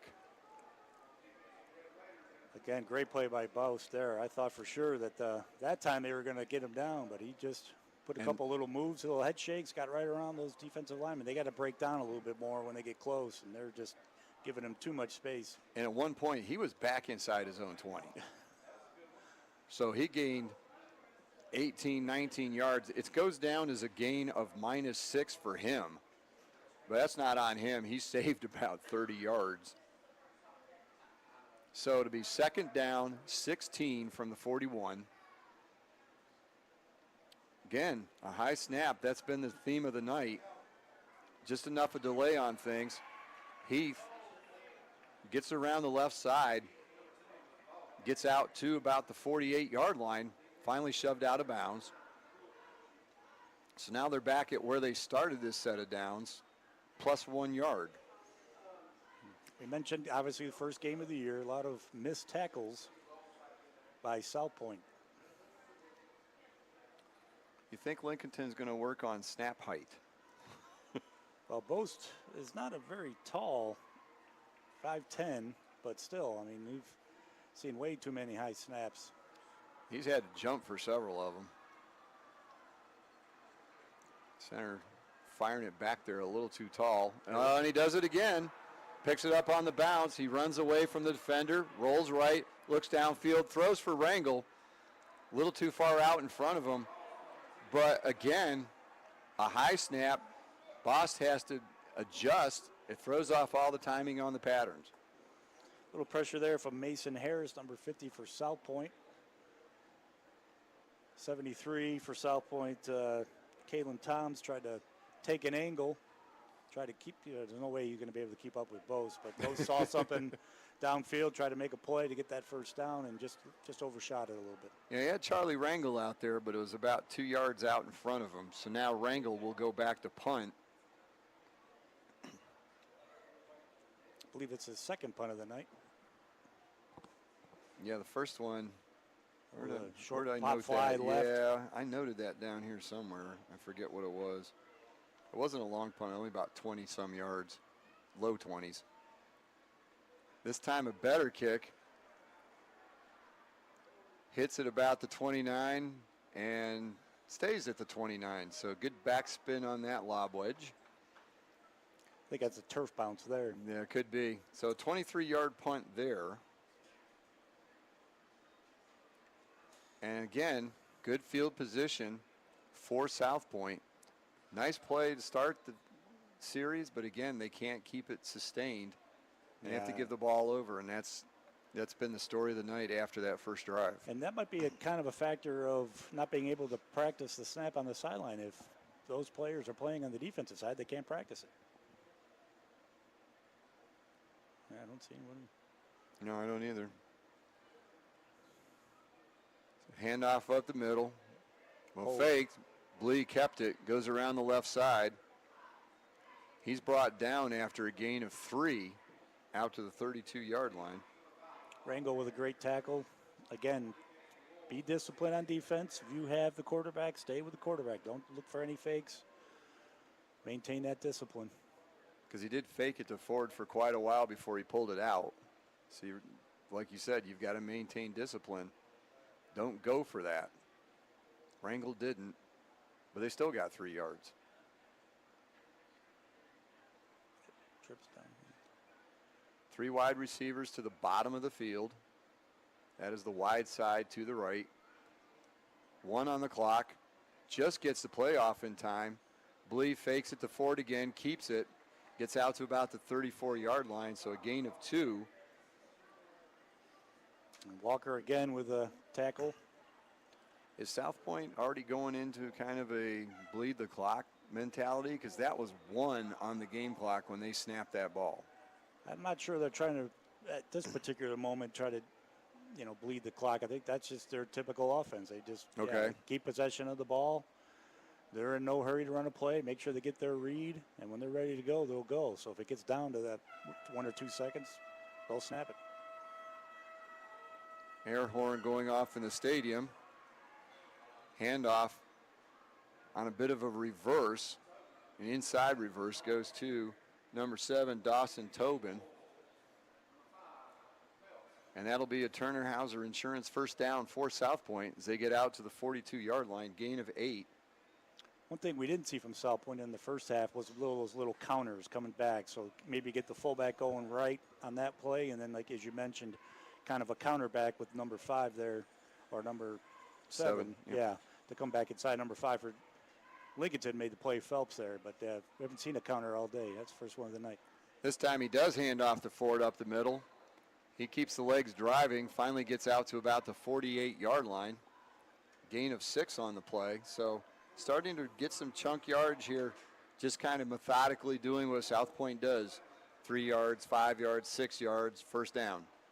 Rinse, repeat. Again, as I mentioned, they're just trying to, maybe they're going to run the clock. They're up 21-7. They're in no hurry to run anything. Make sure they get their reads, get the correct play call, correct formation, let the clock come down, and then run it.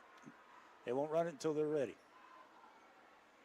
But again, Lincolnton's doing a little bit better job of at least being disciplined. They got to make some tackles. Play clock down to 5. 3. Snap. Blee keeps it. I think fullback went the other side. Yeah, it might have been first miscommunication, first misplay there.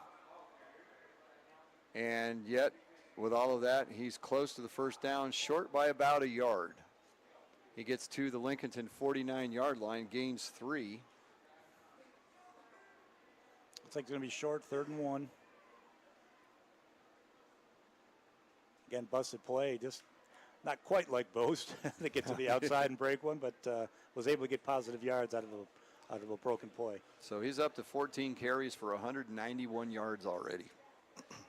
And we've only played 5 minutes of the second half. Keep an eye on the play clock. Yep. Blee keeps it, goes around the left side, breaks a tackle, still on his feet, finally gets pulled down inside the 35-yard line at the 32. Another first down for South Point. Number 4, Traylon Boast with that tackle. Good thing, because if he broke that tackle, I think he was headed to the end zone. So 17 yards on that play puts him over 200 at 208 for the night on just 15 carries. So doing my math quickly, that's almost 14 yards a carry. So 1st and 10, 32-yard line. Gives it to Ford up the middle. Ford's got an opening. He keeps driving, gets down over the 15-yard line to the 14. So that'll be a gain of 18 and another Turner Hauser Insurance first down for South Point, and they're starting to really rip off big chunks of yardage. We mentioned earlier going both ways. It's early here in the second half, but halfway through, but it looks like there's a little bit of fatigue on the Lincolnton side. A lot of hands on hips.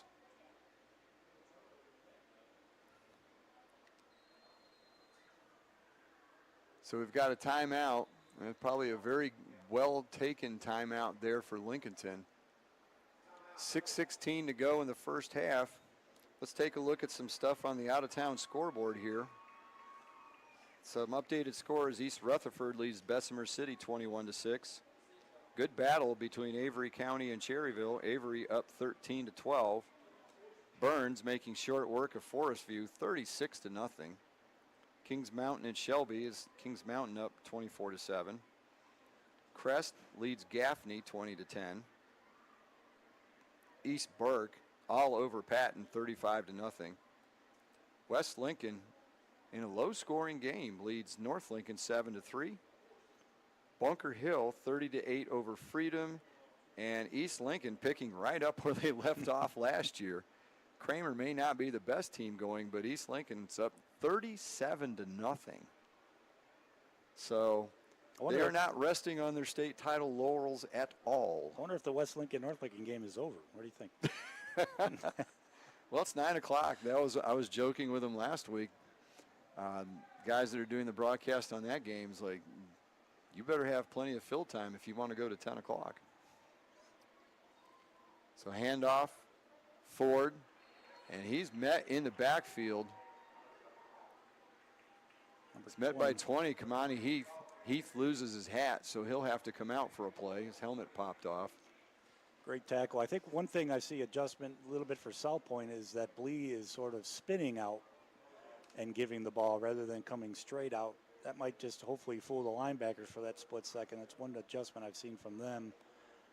Might have been working since they're down inside the 15. In the red zone at the 13-yard line, 2nd and 9. There's a big gap in the middle of Lincolnton's defense there. They're really wide split around the center. Pitch out to the outside. It looked like it was going to be tackled for no loss, no gain, or even a loss. But they managed to get some positive yardage out of it, get down inside the 10-yard line to the 9. Did you see who carried that? That was Tobin, number 7. That was Tobin on the pitch. Okay. Kind of a late pitch. Lincoln, again, discipline on that one. Stayed on their marks, forced that pitch late. But Tobin made a great job just to get any kind of gain out of that. Oh, there we go. And back to the procedure penalties now on South Point. Another 5-yarder. Yeah, because they had a couple players shoot up, really forced the play. Just weren't able to turn it into a loss. Now, is it a timeout or is there a penalty? Giving them the timeout the way it looks. Because there's a flag down on the field, but the football has not moved. Waving the flag. Waving the flag off. So, okay, so a timeout taken by South Point, their first of this half. Both teams have used their timeouts. Coach Engel, Jose Lopez out there. And so it was, unfortunately, what I said Shelby was going to try to avoid, and that's a 6-and-out, if you would. But the good news is they did get some decent yardage there to set up a punt that can set up some good field position.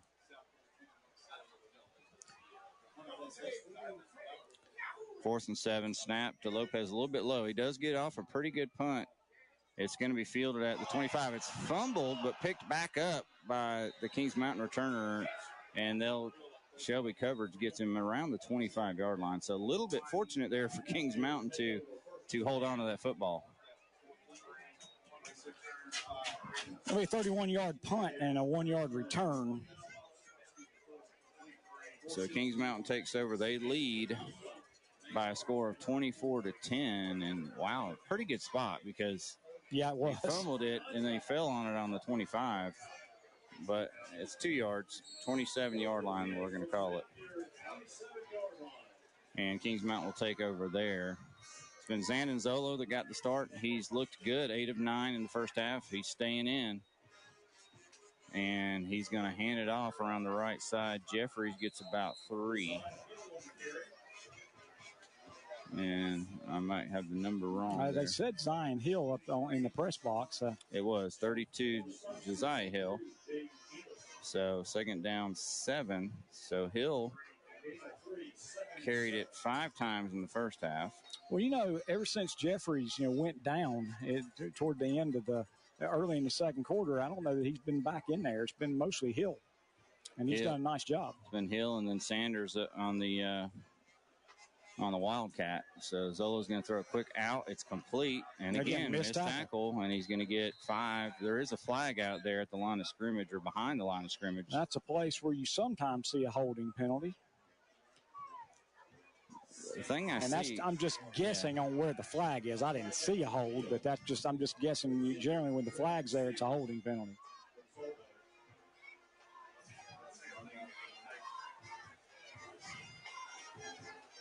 Still no call.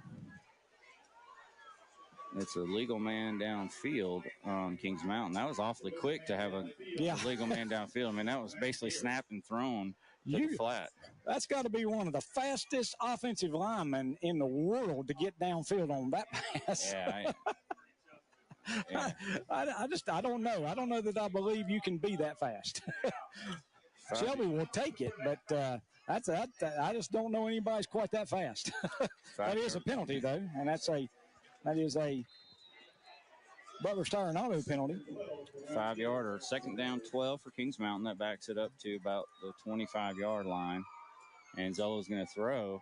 And kind of got a little pressure in his face, and that forced him to make a low throw. He was looking for the running back out of the backfield, Hill, and just couldn't find him. So it's an incomplete. Third down 12. Big play. Shelby defense needs to – they need a big play to get him going a little bit. Well, Shelby has not forced a punt. I mean, they Kings Mountain ran the clock out at the end of the first half, but Shelby's been in several third and longs, and they've given up a penalty or they've given up the fake punt. Yep. Well, here we are again, 3rd and 12. Let's see if they dial up some pressure on Zolo. They do. They get pressure. He rolls out and he's going to run with it, and he's going to take a linebacker head on, and he delivers the blow. He's going to be short of the first down, but there's a shaken up Shelby player, I think, got helmeted right in the forearm and rolls off the sideline, and hopefully that player's okay. It's going to be short of the first down by about 6 yards. That was a nice run. It's going to be a 6-yard gain, but it was 3rd down and 12, so that's going to bring up 4th down and 6. And, Shelby's saying, okay, make sure it's punted. Surely they're not going to run a fake punt on their own 31-yard line. But never say never. Yep. The biggest thing for the Shelby D tonight is just being able to wrap up that first guy. And they are going to punt this. Max Thompson gets a beautiful punt to turn over. Sends Isaiah Bridges all the way back to his own 26. He has to retreat 3 yards backwards. Now he's upfield. He takes a big hit, but he's got across the 30-yard line to about the 33. That's a 44-yard punt by Thompson, a really nice punt. And so we saw something we hadn't seen. We saw back-to-back punts that time, Brent. Yeah, and so Shelby will take over at their own 33, and we're right where we started the second half, but just 5 minutes almost gone by. 7:16 to go. Third quarter, Shelby trails on the No Malarkey Mr. Sparky scoreboard, 24-10. I think it looked like Shelby might have had about 9 players on the field then. Those early season punt returns, kickoff returns, it put a lot of extra years onto my life, Brent. Well, I was wondering when Jaden Pierce was covering one of the the guys on the outside as Tristan Tate carries for about 9. Really nice run, and the helmet comes off of one of the Kings Mountain players, and so that's number 33, I think. Curry, defensive tackle, so he's going to have to come off, and that's a 9-yard gain. Shelby quickly on the ball. And we hadn't seen them go quickly, but they hadn't been in a lot of second short situations, Brent. 2nd and 1, and Tate dancing around behind the line of scrimmage. Now finds a hole, gets the first down, gets 3, needed 1. And CSI Mechanical first down. Second first down for the Golden Lions here in the second half. Kings Mountain does not have a first down. Again, the most important stat is it's 24-10. Kings Mountain leads on the No Malarkey Mr. Sparky scoreboard. We're 6:40 left here in the third quarter. Shelby has a 1st and 10 on their own 45-yard line. Tristan Tate gets a breather. Drew Hollifield in at running back. And Farmer's going to throw it. He's going to hit Falls on the slant. It's going to be about a 3.5, 4-yard gain. Falls' first catch of the night. I always feel good when you throw it to Falls because he generally makes the catch. So about a 3-yard gain, it looks like. Yeah, I think it's going to be just a little over 3, but officially it'll be a 3-yard gain. It's going to be 2nd down and 7. And you got to respect the play calling by Coach Emery. He's letting Farmer throw some quick, short passes and run it a lot to take a little bit of pressure because that Kings Mountain front four is almost unblockable by any offensive line. And now we get a timeout, Kings Mountain. So with 5:57 to go, third quarter, Kings Mountain leads 24-10. We'll take a break. Be right back. Man, big run. He did inside the 20-yard line. That's going to be a penalty on Ironman right there, Ken. That's going to take him. That'll take him inside the 10-yard line. That's going to be a late hit out of bounds. That's going to be on Ironman. You can see it right here. And Coach Pruitt is not happy. That's a late hit on the Ironman, folks. Yeah, it looked like about a 17-yard gain. No, he's waving the flag off, Ken. Wave it off. But the run does take it down all the way to the 16-yard line, Tim. So he did wave the flag off. The official did, so. But still, big run there by number 7. That's Brown, Ken. He's had the big runs. Here he is again up the middle. So he's running tough, Ken. And a big man, number 78 for the Cherryville Ironman, ladies and gentlemen, heedless. Caleb Hovis there with another big tackle there. So it's going to be a gain of about 4. It'll be 2nd and 6 as number 7 limps off the field for Avery County. Ken, could it be that the defensive line of the Ironman's getting tired? They're getting pushed around out there. They could. It could be that Avery County's made some adjustments at halftime, Tim, and found maybe a little bit of wrinkle. That misdirection a little bit got them. Misdirection is the word I'm looking for. That seems to be working. And here's a flag before the snap. That's going to be on Cherryville, I believe. Let's see what the call is. I think it's on Cherryville. Line up off sides again. Sure did. Yep. And that's a 5-yard penalty. Offsides the call against Cherryville. That's twice. I think it's happened to Cherryville. It happened to Avery County once. So if you line up all sides and they catch it, that's going to be a penalty. So it's half the distance to go. So now that'll make it about 2nd and 2 for a first down. Looks like on the 7-yard line.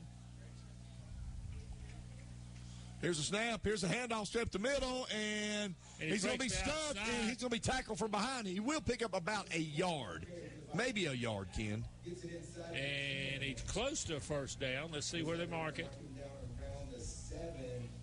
Looks like maybe it's going to be short, Ken. Maybe a gain of a half a yard, so he's still about a yard, maybe 3/4 of a yard for a first down. Looks like just shy of the first down. It's going to bring up third down. So it'd be third and call it 1. Right outside the 7-yard line. See if they can hold him here. Here's snap. Looking for a pass to football. Oh, good play by Moss. As Moss got his hand on it on a little swing pass. And almost intercepted. And now it's 4th down, Tim. You go for it here. Oh, absolutely. You go for it. Absolutely, you go for it. Now I'm just shocked that they passed the ball there rather than just run it straight up. So now they're going to have to run it. Yeah. So Cherryville knows what they're going to do now, run the football straight up the middle. 4th and 1. I take in. Huge play right here. They don't need. They need a little bit less than 1. So I'd go quarterback sneak. Look in the middle. Quarterback sneak. They hand it off, and he's got it. It looked like he still looked like he's pushing ahead, and it looked like they're close to the 5-yard line, which would be a first down. And it is first and goal for Avery County on the Cherryville 5-yard line.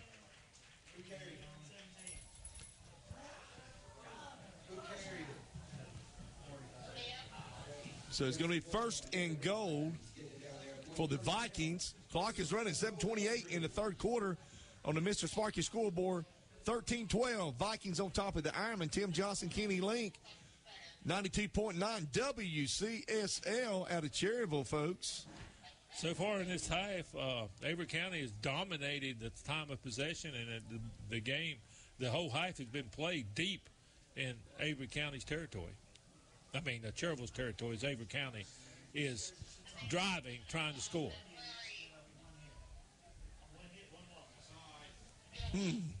Interesting play here, Ken.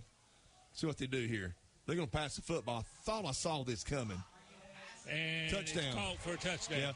Yeah. He screened him off and got in front of him. That's Sewell on the coverage. Yeah, and the receiver had some height on him. And just like a basketball block out, got position and caught it. So nice little pass, 5-yard touchdown. Quarterback's hurt, Ken. He's limping, the quarterback is. He's right here. Yeah, quarterback, he jumped up and did a little, I don't know if he's got a cramp. He might have a cramp there, Ken. But this will be interesting. Here's the extra point. Let's see if it's good here, Ken. Snap is down, kick is up, and what happened here? Well, we got another flag, I believe. Let's see. Scores 19-12, folks. Procedure penalty called against the Vikings. So I got a procedure call against Avery County Vikings, and so they'll try it again as they mark off a few yards, backs them up some. I tell you, the Vikings have made really good adjustments at halftime pertaining to running the football, and their offensive line has controlled the second half so far, Ken. They have. They've won the battle of the in the trenches. In the trenches, and that's what you got to do. So this PAT will actually come for the 15, so it'll be almost like a 25-yard field goal. Snap, kick is up, and good. Yeah, makes it 20-12 in favor of Avery County Vikings. Carpenter Porter Funeral and Cremation Services in Cherryville. It's a tradition of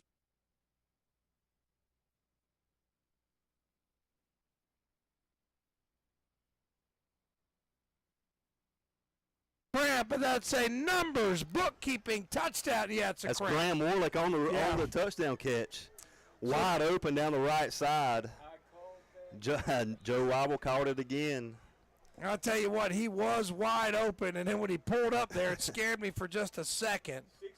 Yeah, Ben had a little pressure, was flush to his right, and there wasn't nobody within 5 or 10 yards of Warlick.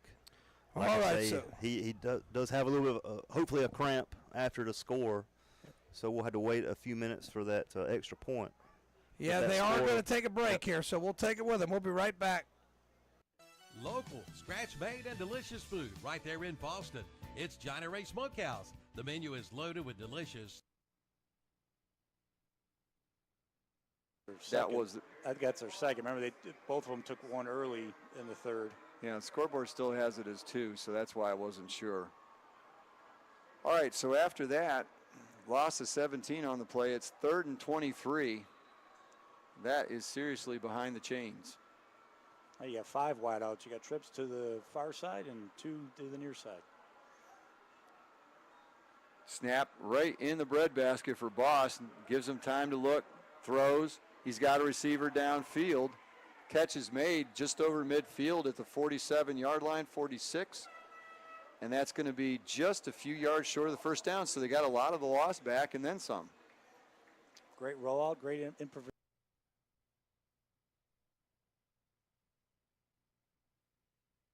Johnny Johnson in for the Neyland Cole extra point. It's up, and it is good. No good, Is actually. it not? It sure looked good.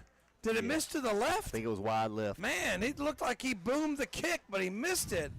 So the score remains 42-0 as the PAT fails. At this point of the game, they're going to have to obviously go for it. 2 minutes to go. 4th and 3. Reverse. And he's going to get away, and he gets the first down. He's out to the sideline down the left side. Breaks it back a little bit, and it's going to be a touchdown. Great play by Nehemiah Lynch on the reverse. Comes all the way around to the left sideline, makes a couple of moves, turns it back inside. He scores.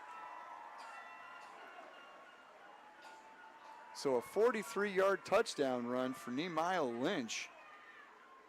They had him at 3rd and 23. Yeah, 3rd and 23. They got 20 on the pass, and then the reverse. First time we've seen that tonight, and it works great. So now Jackson Young will come on and try the extra point, brought to you by James River Equipment. Snap, hold, kick is up, and it is wide to the right. So with 1:46 to go in the third quarter, South Point's lead has been cut to 28-13. You're listening to the Lincoln County Game of the Week. And that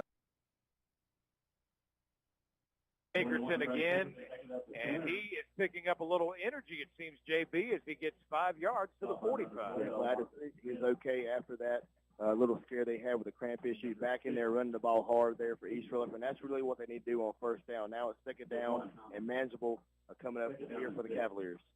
Let's recap that scoring drive a while ago again. 18 plays to set up the touchdown.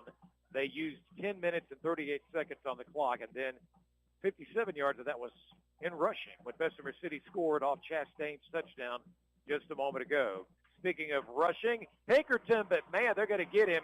The Bessemer City defense, and that's happened very rarely tonight, brings him down to the backfield. Yeah, number 15, Josiah Williams, coming up and making that big stuff there for Bessemer City. Now, long third down coming up for the Cavaliers. Really need to convert to keep Bessemer City offense from coming back on the field. Yeah, they need a big play because the momentum has shifted. Remember, East Rutherford, with their 3 touchdowns, have not scored in the second half of this game. Third down and long right here. Got an update on McDowell, R Central, 24-24, going to overtime in McDowell to see if the Hilltoppers can pull up a big win up there tonight. That would be something. They lost in a close one last year. Here comes the pressure, and a bad decision was going to turn into an interception. And it was because of the pressure that Flynn threw that football, and one of the defensive linemen, JB, intercepted it. They're going to have the ball, Bessemer City, around the 30-yard line. Yeah, the pressure really caused problems for Flynn there. Tried to float that ball to no avail. Bessemer City was right there. Their offense is on the field after that long 10-minute, 30-second drive a few minutes ago. Now they're back on offense. Hopefully the Cavaliers can make a stop right here, or it will be very, very tough going down to the fourth quarter for both teams. This is a dangerous moment. Again, at the same time, it's still a 9-point lead. So even with a score, even if they got a 2-point conversion, they can only get that lead down to 1. But this is going to give some more momentum to Bessemer City if they can strike. They've got a man in motion going from one end to the other. Double receivers now on the far side, one to the near side. They're going to go to Chastain, and the defense is going to eat him up. A loss of several yards on the play. And that was a big play for the Cavalier defense right there, helping out because now it's going to be second and long, and that is not where Bessemer City wants to be. The Cavaliers did a good job crashing in the middle of that defensive line. Just doing a good job there. Now it looks like it's going to be about second and 15 or 16, maybe even 17 yards there for Bessemer City. Exactly not what they want to do to start this drive off. I want to remind you it's the Friendship Game of the Week. The title sponsor, Chrysler, Dodge, Jeep, and Ram, new and pre-owned. Hope you'll see those folks for your next vehicle. Here's the pitch, and Pinkerton this time coming to the near side. Going to get a little bit of that yardage back, but he's brought down by at least 3 defenders at the 35. Yeah, host the Cavaliers on the stop there. Bring up a critical third down now for the Yellow Jackets. Keeping the ball on the ground. They haven't been effective in the passing game tonight. Bessemer City playing it safe to see if they got 2 chances to try to I imagine they'll probably go for it on 4th down, even if it's 4th and long here. Big 3rd down coming up first. You can hear the toll of the bell. Can the Cavalier defense step up and put an end to this drive? Of course, they may go for it on 4th down because we're getting later into our game. Just over 9 minutes to go. East up 21-12 over BC. Quarterback wanting to throw perhaps this time.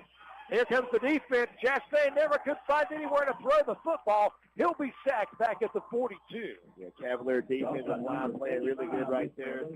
Looks like Bessemer City is sending some people out here. Maybe the punt unit is going to come out here because it's going to be 4th and very long now for Yellow Jackets.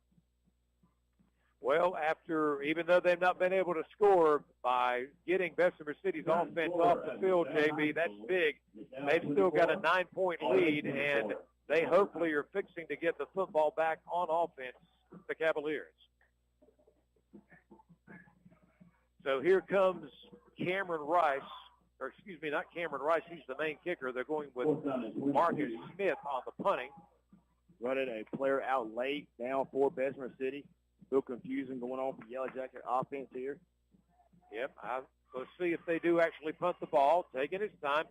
And it's partially blocked, and that ball's not going to go far. It'll end up in the hands of an East Rutherford player at the 24-yard line. It's safe and secure, by the way. Very dangerous play there by the Cavalier punt returner. Picked the ball up. There was a guy for Bessemer City right there. Fortunately for the Cavaliers, able to hold on possession there. This is where the Cavaliers will start this drive here in the 4th quarter. Good job hanging on there.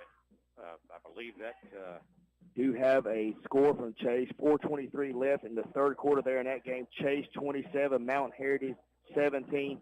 The Chase on their way to victory if they can hold on the rest of that ball game. Thank you very much, JB. I tell you what, there's been some great opening games of the season tonight. There are some battles going on tonight. East Rutherford right at you, right up the gut, middle of the field run is very successful to the 29-yard line. A game that's not East Lincoln over Stuart Kramer, 57-0 in that game. East Lincoln picking up where they left off last year, state champions. Yeah. Up there in Lincoln. The clock, by the way, is also on the side of East Rutherford. It's down to 7:25 to go in our contest. Remember, they lead 21-12. A hole right there and a nice job.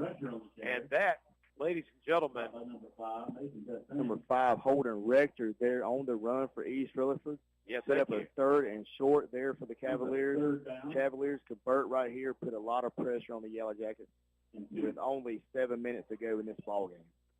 Holden Rector has come into the game, and he is making a nice statement right now, getting some good yardage for the Cavaliers. However, it's 3rd down and 2. See if they can pick up the important 1st down, keep that offense out there, running and milking this clock, of course. Trying to get the Yellow Jackets to jump on defense. And back to Pinkerton this time, and I don't think he got that 1st down. It's going to be very close. See where the mark is. Yeah, well. Looks like they will move the chain. Wait a minute. One official has called for a measurement up. They did give him the 1st down there. Very generous spot by the officials there. The one on the near sideline had it short. The one on the far sideline had it over the 1st down marker. They did give him the 1st down, so the Cavalier drive continues now with about 6 minutes and 20 seconds left here in the 4th quarter. We should have just listened to Chip Carter back behind me, a part of our crew. He indicated 1st down immediately. What the heck with the officials? 1st down and 10. He's going back to work and trying to cut to the outside and nowhere to go this time. And they're going to lose some yardage. Yeah, number 6, Circo Logan on the stop there for Bessemer City, coming up from defensive back position, making a good stop on the ball carrier for East Rutherford. Yeah, it was Holden Rector, by the way. We mentioned him just a few minutes ago. Him and Pinkerton kind of been taking turns back there. And even though East Rutherford is not getting a lot of yards right here, they're doing what needs to be done. That's hold on to the football with a 9-point lead. 2nd and 13. Flynn with a fake handoff. It's a quarterback keeper. We haven't seen this tonight. He'll run to the outside, and he'll scamper for a few yards just across the 35. Yeah, he'll bring the ball back. It looks like it'll be about 3rd and 10 now coming up for the Cavaliers. 3rd and 9 officially, probably. 3rd down and 9. You're right, JB. It'll be 3rd and 9. Let's hope they can get a Mi Pablito first down.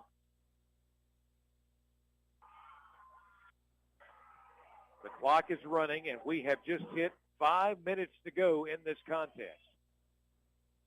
Landon Flynn getting some instructions from Coach Russ and the coaching staff. And as a matter of fact, they're going to do more than just receive instructions. They're going to go talk about it. They're going to burn a timeout. We'll do so. He limped off last possession. Well, it's going to be marked off against Cherryville. Cherryville. Cherryville, so it must have been Hovis. Hovis must have said something out of the way. So that will be a penalty and take the ball back to the Cherryville 37-yard line.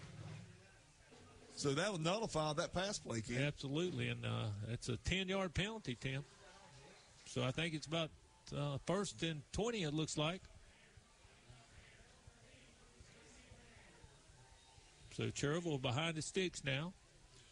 Ward, the quarterback, under center. Here's a handoff, and that's going to be number 21, Ken. He's running hard. I like how he ran. Well, he got through that line quick, Tim. That's Weston Bowers. And I like the way he ran. Yep. So Bowers, the running back there, and Bowers, a sophomore. He makes up about 7 yards of that, so now it's 2nd and 13. It's like 2nd down, 13 to go. Under 2 minutes to play here in the 3rd quarter. Under 2 minutes to play right here tonight in the 3rd quarter. 1 minute and 45 seconds left here in the 3rd. Here's a fake handoff, looking to throw the football, and he's throwing it deep. He's got a receiver wide open, Ken.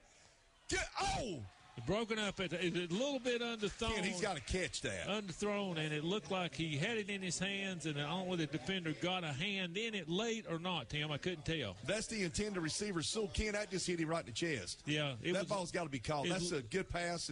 Well, he had him beat it. It was a little underthrown, and he came back to catch it, but he didn't catch it. Well, that ball is coming back anyway because it looked like it might have been roughing the passer. It could be roughing the passer, but it could be holding too. But well, it's going to be roughing the passer. Yes, sir. Now that's on the Vikings. That'll get him first down. Of course, they'd have had to even further down the field if that ball was caught. Yeah, he's got to catch. That's just good throw. Hit him right in the chest. He actually dropped it twice, Ken. Yeah, that's a big penalty, and it does give Cherryville Ironman a first down now inside Avery County territory at the Avery County 41-yard line.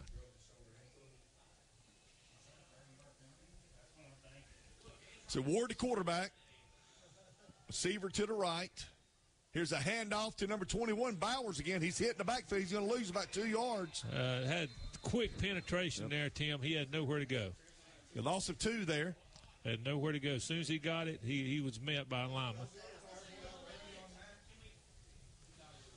So they'll mark it maybe a loss of a half a yard. So we'll call it 2nd and 11.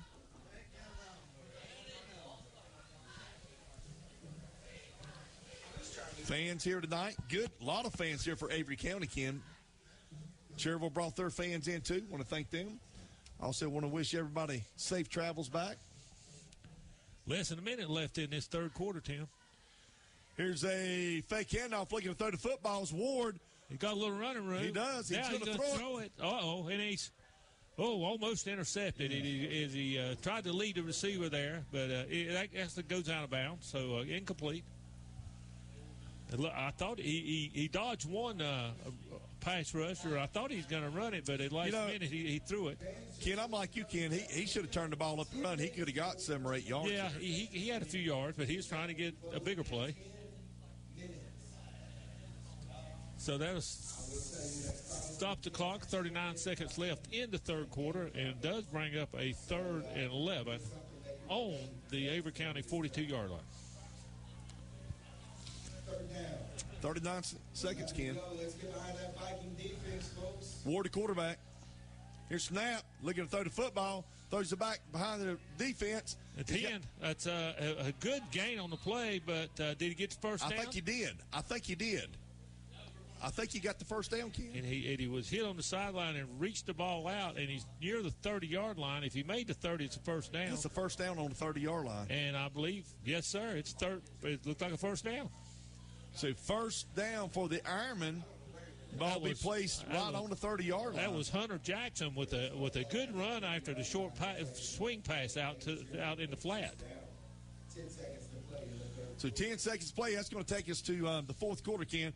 We're going to take a break, and we'll be back right here with the score, 19-12, Avery County on top of the Ironman. We'll be back, folks, for the fourth quarter. 28 to go. So that's a 19-yard gain. So it's going to be fourth and 9.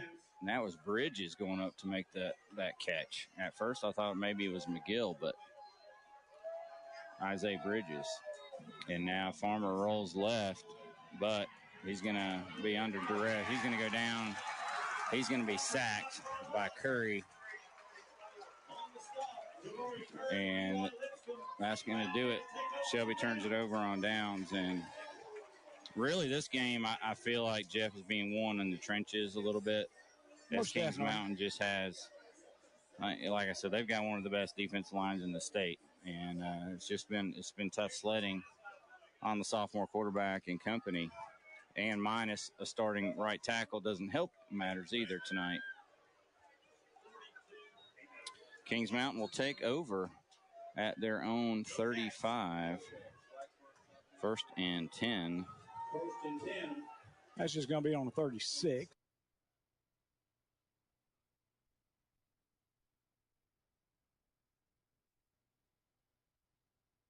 Check their selection of pre-owned vehicles. And, of course, as we know, it was the quarterback keeper for the TD. Yeah, I do have an update from Chase, Mount Heritage Chase 27, Mount Heritage 24. Game's getting close there. There have been some battles in this opening week, and we're still going to concentrate on some other games going on in other locations in the counties when we can. We'll have a short time to do so in our post-game show before we wrap up here at East Rutherford tonight. Chastain going back to work. Here's a pass thrown in the backfield and nowhere to go as Little John is eaten up by the East Rutherford defense. Yep. East just sitting on that little pass play there by Bessemer City, making a great play over there. Clock continuing to run, so East is doing exactly what they need to close this ball game out. It's going to be exciting for this East Rutherford team after all they've been through the last few seasons and restarting the varsity program to think they will begin the 2023 season with a home win. This is going to be a time for celebration before they start concentrating on next week. Yeah, get it back on the right track, and they should be. They went through some tough times over here, but East Rutherford is back in the night's win, hopefully indicates that. Chastain has been a workhorse for his team tonight, and he's still working hard, busting away from 5 or 6 tacklers and driving that ball inside the 45 of East Rutherford before they go down. Yeah, Bessemer City really has something in Chastain. That young man has played a great ball game for them. Regardless of whether they win this ball game or they do not, man, he has really run the ball hard, and he has a lot to be proud of tonight. He's a hard runner, man. He reminds me of Angus Weaver at Polk County. And that's quite a comparison and a nice compliment as well. We know how good that young man was. Absolutely. Strong ball player for Polk County last year. Yeah. 2 Chastains, of course, we've talked about throughout the night. The starting quarterback, Gavin, who is just a sophomore, and the other. And here we go with Achilles Littlejohn with a good run here as he cuts up the middle, and he will take his team to the 38 for it won't be a first down, but very close. About good sportsmanship by number 4, Elliott Tisdale there, helping the Bessemer City player up after he got knocked down. So good job, number 4 for East Phillip. We like to see that kind of play out of both teams. From the familiar shotgun, Chastain to the other Chastain, and nowhere to go this time. Stopped immediately at the line of scrimmage. Stopped by 21, Brandon Pinkerton. And guess who was on the tackle? A guy that we've had a chance to mention a few times tonight. Brandon Pinkerton. We've done so when he's on offense, running the football. And don't forget, he also is a heck of a linebacker on defense as well. Now, that previous run, I think Moss got about 3 or 4 yards, and Ward with that carry gets about 3 or 4 more. Let's see what they're going to mark it at. It's going to be 3rd down and maybe about 5 or 6. Yeah, no more than 6. Yeah, I think. the ball is 3rd and 5, Ken. Ball spotted on the 12-yard line, so it'll be 3rd and 5 on the Avery County 12-yard line. Big play here, Ken. Big play. What do you do here? Run or pass? You got I think they'll 2 throw it. plays. You got 2 plays, really. Yeah, let's see You're what they're going pass to do. here. Rolls out. Looking to throw the football. And Throws it. throws it. Intercepted. Intercepted in the end zone. And Coming he coming out the end zone. And he's knocked out of bounds. And That's going to be a penalty right there. Tackled out of bounds. That's got to be a penalty. You'd think a flag would be coming, but it's intercepted end zone and returned out to the 20-yard line. I'm surprised I didn't throw a flag there, Ken. Yeah. I am really, really surprised. He hit him and rode him out of bounds, but then when he tackled him, pulled him down. He was about 3 or 4 yards out of bounds. He was more than that. He was dry. He's about that could at have least been 4 or 5. That should have been a personal foul. He almost threw him on the track. Yeah. So that will stop the Cherryville Armand drive. You know, you have 5 yards, Ken. You got Moss and you got, McIntyre and you got Bowers. Yeah, you could have kept running. Or, just to see, you know what I'm saying? Just to see. Or if you didn't have it in the end zone, throw it away and live for another play. Yeah. I mean, but. We got a ran the ball there, 3rd and 5. Yeah, so Avery County takes over now on the 20-yard line. Here's a snap and a handoff, and he's going to pick up probably about 4 yards. About Ken. 4 yards right up the middle. I believe that's number 7 again. That's Brown. Brown, who's been the key rusher in its second half. He was nowhere in the first half, was he, Ken? No, they only had 8 yards total of rushing in the first half. But second half, they've opened that rushing attack up and already had a passing attack going, so they got some balance. And that's made the difference here in the second half. Yep. 8 minutes and 31 seconds left in the game. Liner the quarterback. Here is a handoff, and he might get. Well, I tell you what, through there. Who was that? It might be Brown again. That is Brown. It wasn't much of a hole there, but he sort of made himself small. That's Brown again. And squirted it through for another nice gain, and it's going to make it 3rd and 3, it looks like. So they're riding Brown. Yeah. That misdirection, what they're doing, is really confused Cherryville a lot. And I think Cherryville might have got a little tired on that defensive line, Ken. But they play, you can see them bending over there. So yeah. Well, I think they got some guys playing both ways too, Tim, and that can happen on you whenever you're doing that. They do.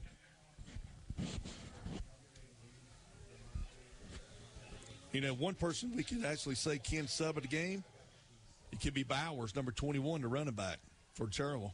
Yeah. He's played a good game. He just came in on defense. He certainly has. That's offsides on Cherryville. Cherryville jumped. Now, Cherryville's pointing, saying that that's on Avery County made them jump, but we'll see what the officials say.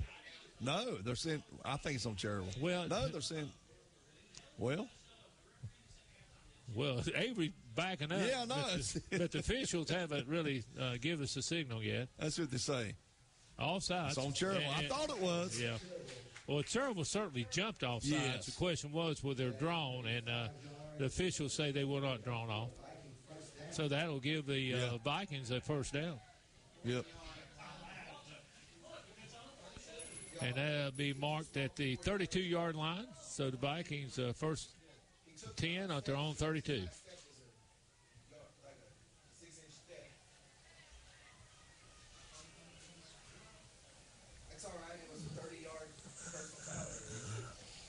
Here's a handoff, and nothing doing much this time as he's gang tackled right in the middle of the line. May have got back to the line of scrimmage, but that's about it.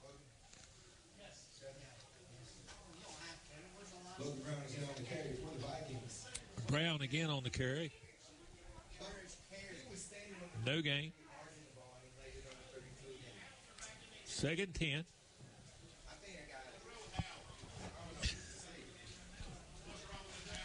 Tim, we're under 7 minutes. Only 6:40 left in this ball game. Yep.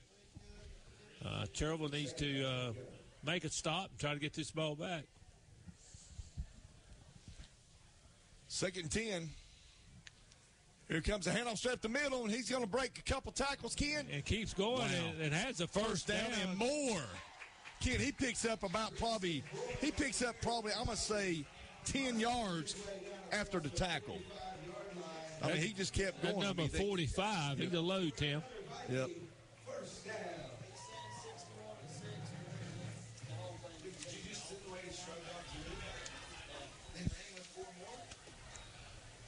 That was a tough run right there. Yep. So it's now 1st and 10. Up to the 47-yard line. Avery County's sustained this drive, eating up clock as well as eating up yardage. Wow, what a run. Here's the using a lot of clock before they snap it, Tim. Smart play. Liner to quarterback under the center.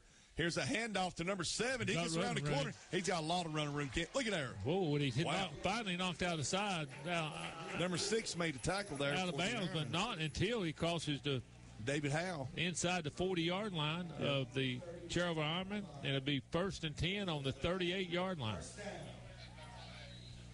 Well, they mark it on the 39, 1st and 10 on the 39. He had excellent room over there as he turned the corner and no one was there.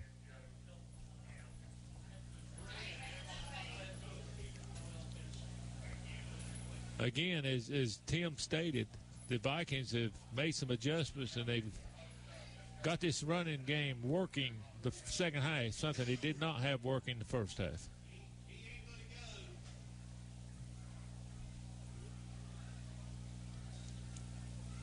Here's a sort of a mix-up as the quarterback turned to hand it off and nobody was there, and so he had to eat it, so he's going to lose a couple, Tim.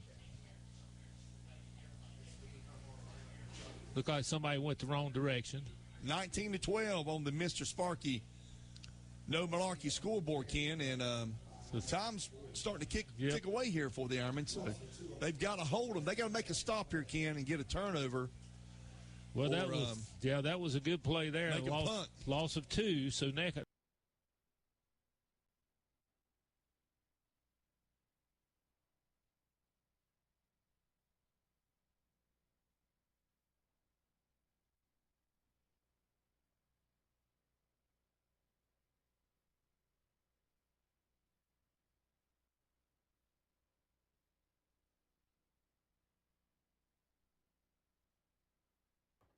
All right, welcome to the show, everybody. Kevin Hastings along. Will Boykins is in the house right now, so let's see if I can get our pretty pictures up. There we go. You're watching the Red Zone channel. You've been watching this. We're going to go through the highlights one more quick time before we end this show and get to the postgame show. Postgame show starts at 10, so we got to get off the air before then. So let's see if I'm going to find some highlights for the folks at home and get that set up for you guys. Will hadn't seen anything yet, have you, Will? No, I've been watching the game, so I haven't seen any highlights. So let me scroll all the way to the front to start the night off, and we'll go from there and to end the Red Zone channel. I want to thank our Red Zone channel sponsor this year, Whitetail Properties, for being here and sponsoring us. And you guys are awesome. Whitetail Properties, real estate. Actually, Mom and Dad bought their house from those folks. So really, is that they're in Falston is where their offices are. Is that a chip camp? Yes. There you go. So Will knows who I'm talking about. Absolutely. All right, Will, you want to see some highlights. So let me get that set up for the folks at home. Here we go. Red Zone highlights time. Whoops, I got to move that. I guess I could have just scrolled down myself. We do a little own editing. Here's the, all right, Will, let's turn some, I'll let you hear it. Here's the Chargers headed. Now, is that a 94 throwback logo? That is a 94 throwback. Okay. That's what I was wondering. It's because I thought it said 94 on it, and it looks like the old SMU had. Y'all just steal every logo y'all can. Y'all got SMU. You got the Green Bay Packers. Y'all just take them all, don't you? Yeah, I like the throwback. Reminds me of the days where we had those in our windows. We had those did you ever logos. wear those? Yeah. We had those logos in our windows, in our bedroom windows, stuck on the bedroom glass. This is Burns taking the scoring first against Forest View. They win 42-0, so we'll have 6 of these. Little slant pass. Shook the umpire right there on that one for the 6-0 score. East Lincoln had some pretty good passing going on here today. And runs. Whoop, whoop, whoop, whoop. 1, 2, 3 guys. Now watch this last guy, Will. He trips over the goal line. Craziest thing I've ever seen. Did he just try to trip him? He did. He try to slide tackle him? He tried to soccer tackle that kid, did he not? He did. He tried that might be why they got 57-0. Look at this. Yep, he tried to slide tackle him. He tried to trip him. Well, I tell you what, if it worked, they wouldn't have gave him the score. You'd have just got a penalty, been like half just go. I guess it's not really terrible of a move. It's horrible. He could have died. Here is West Lincoln going up 7-0 early. Handoff. I don't got the names and numbers yet for everybody yet this year. Well, that field looks good. That's the AstroTurf. Where's Lincoln? The whole county got AstroTurf this year. Will. Wow. You're about to see Lincoln in here in just a second. Here's Stuart Kramer and East Lincoln again. Touchdown. Beautiful pass here. Just dropped it in the bucket. Number 4 here for East Lincoln. Right over the top of the safeties. There was no safeties. They was very young last year.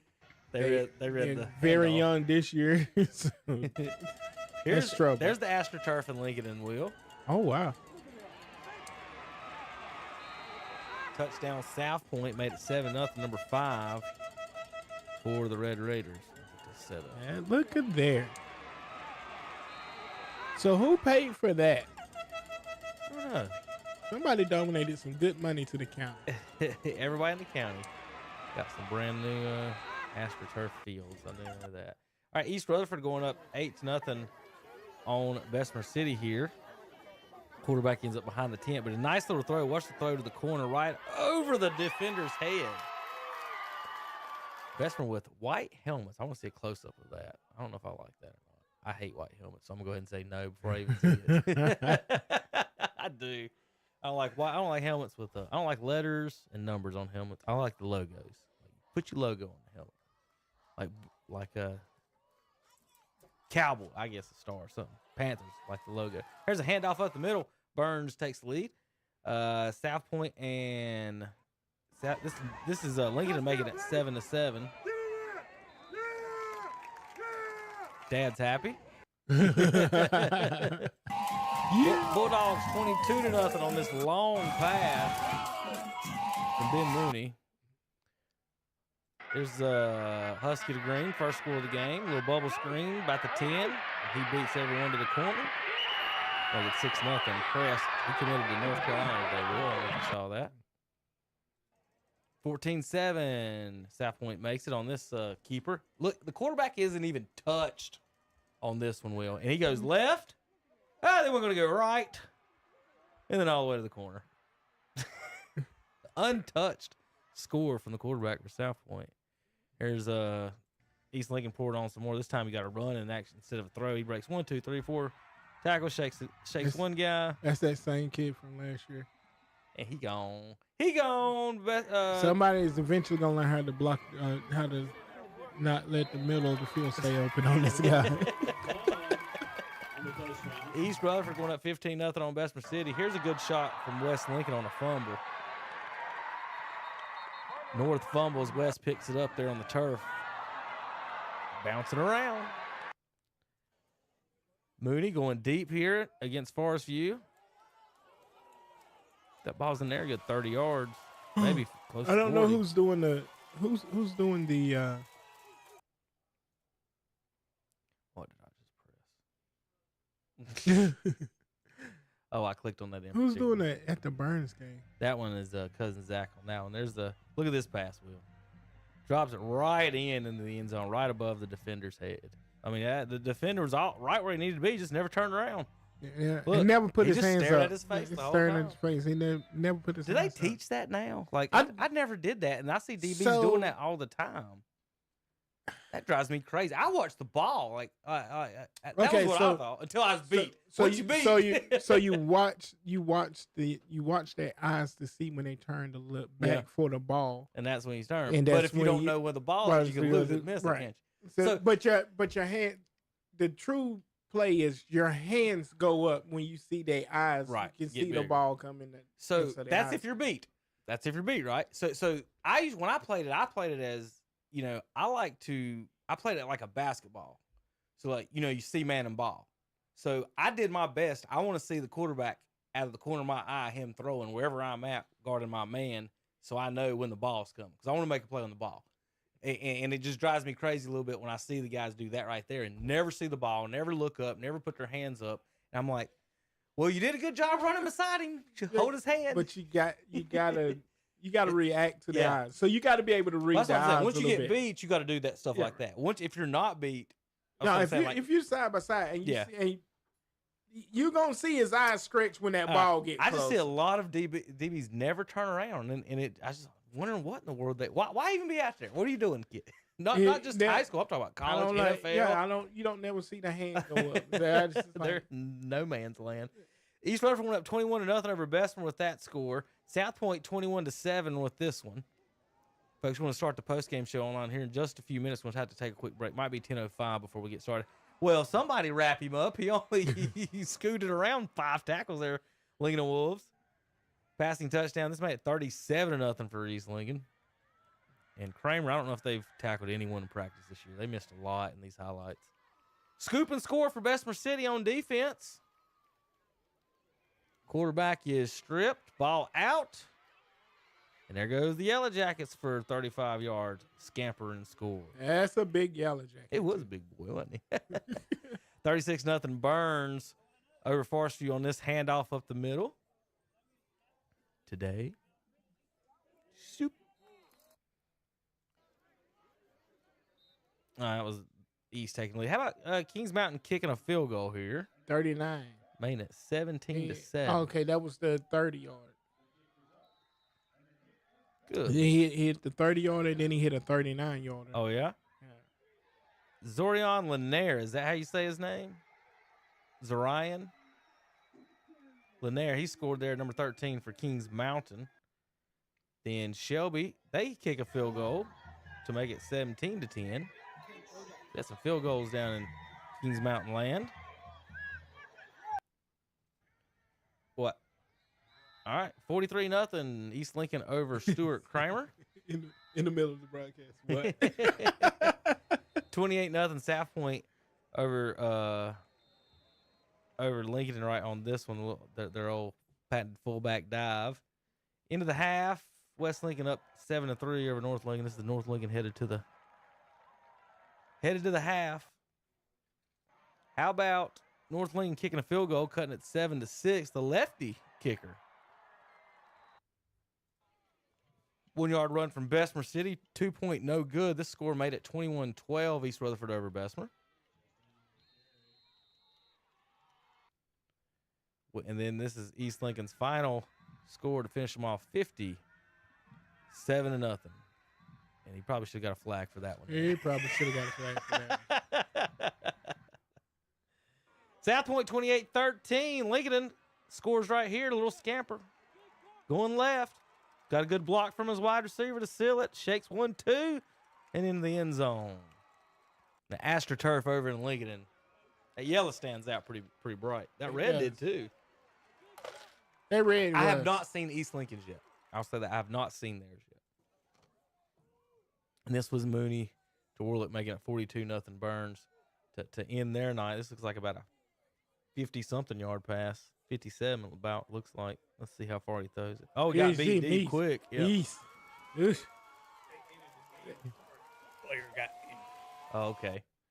Let's see. West Lincoln 7-6 on the sack. So big play there for North Lincoln making a big stop.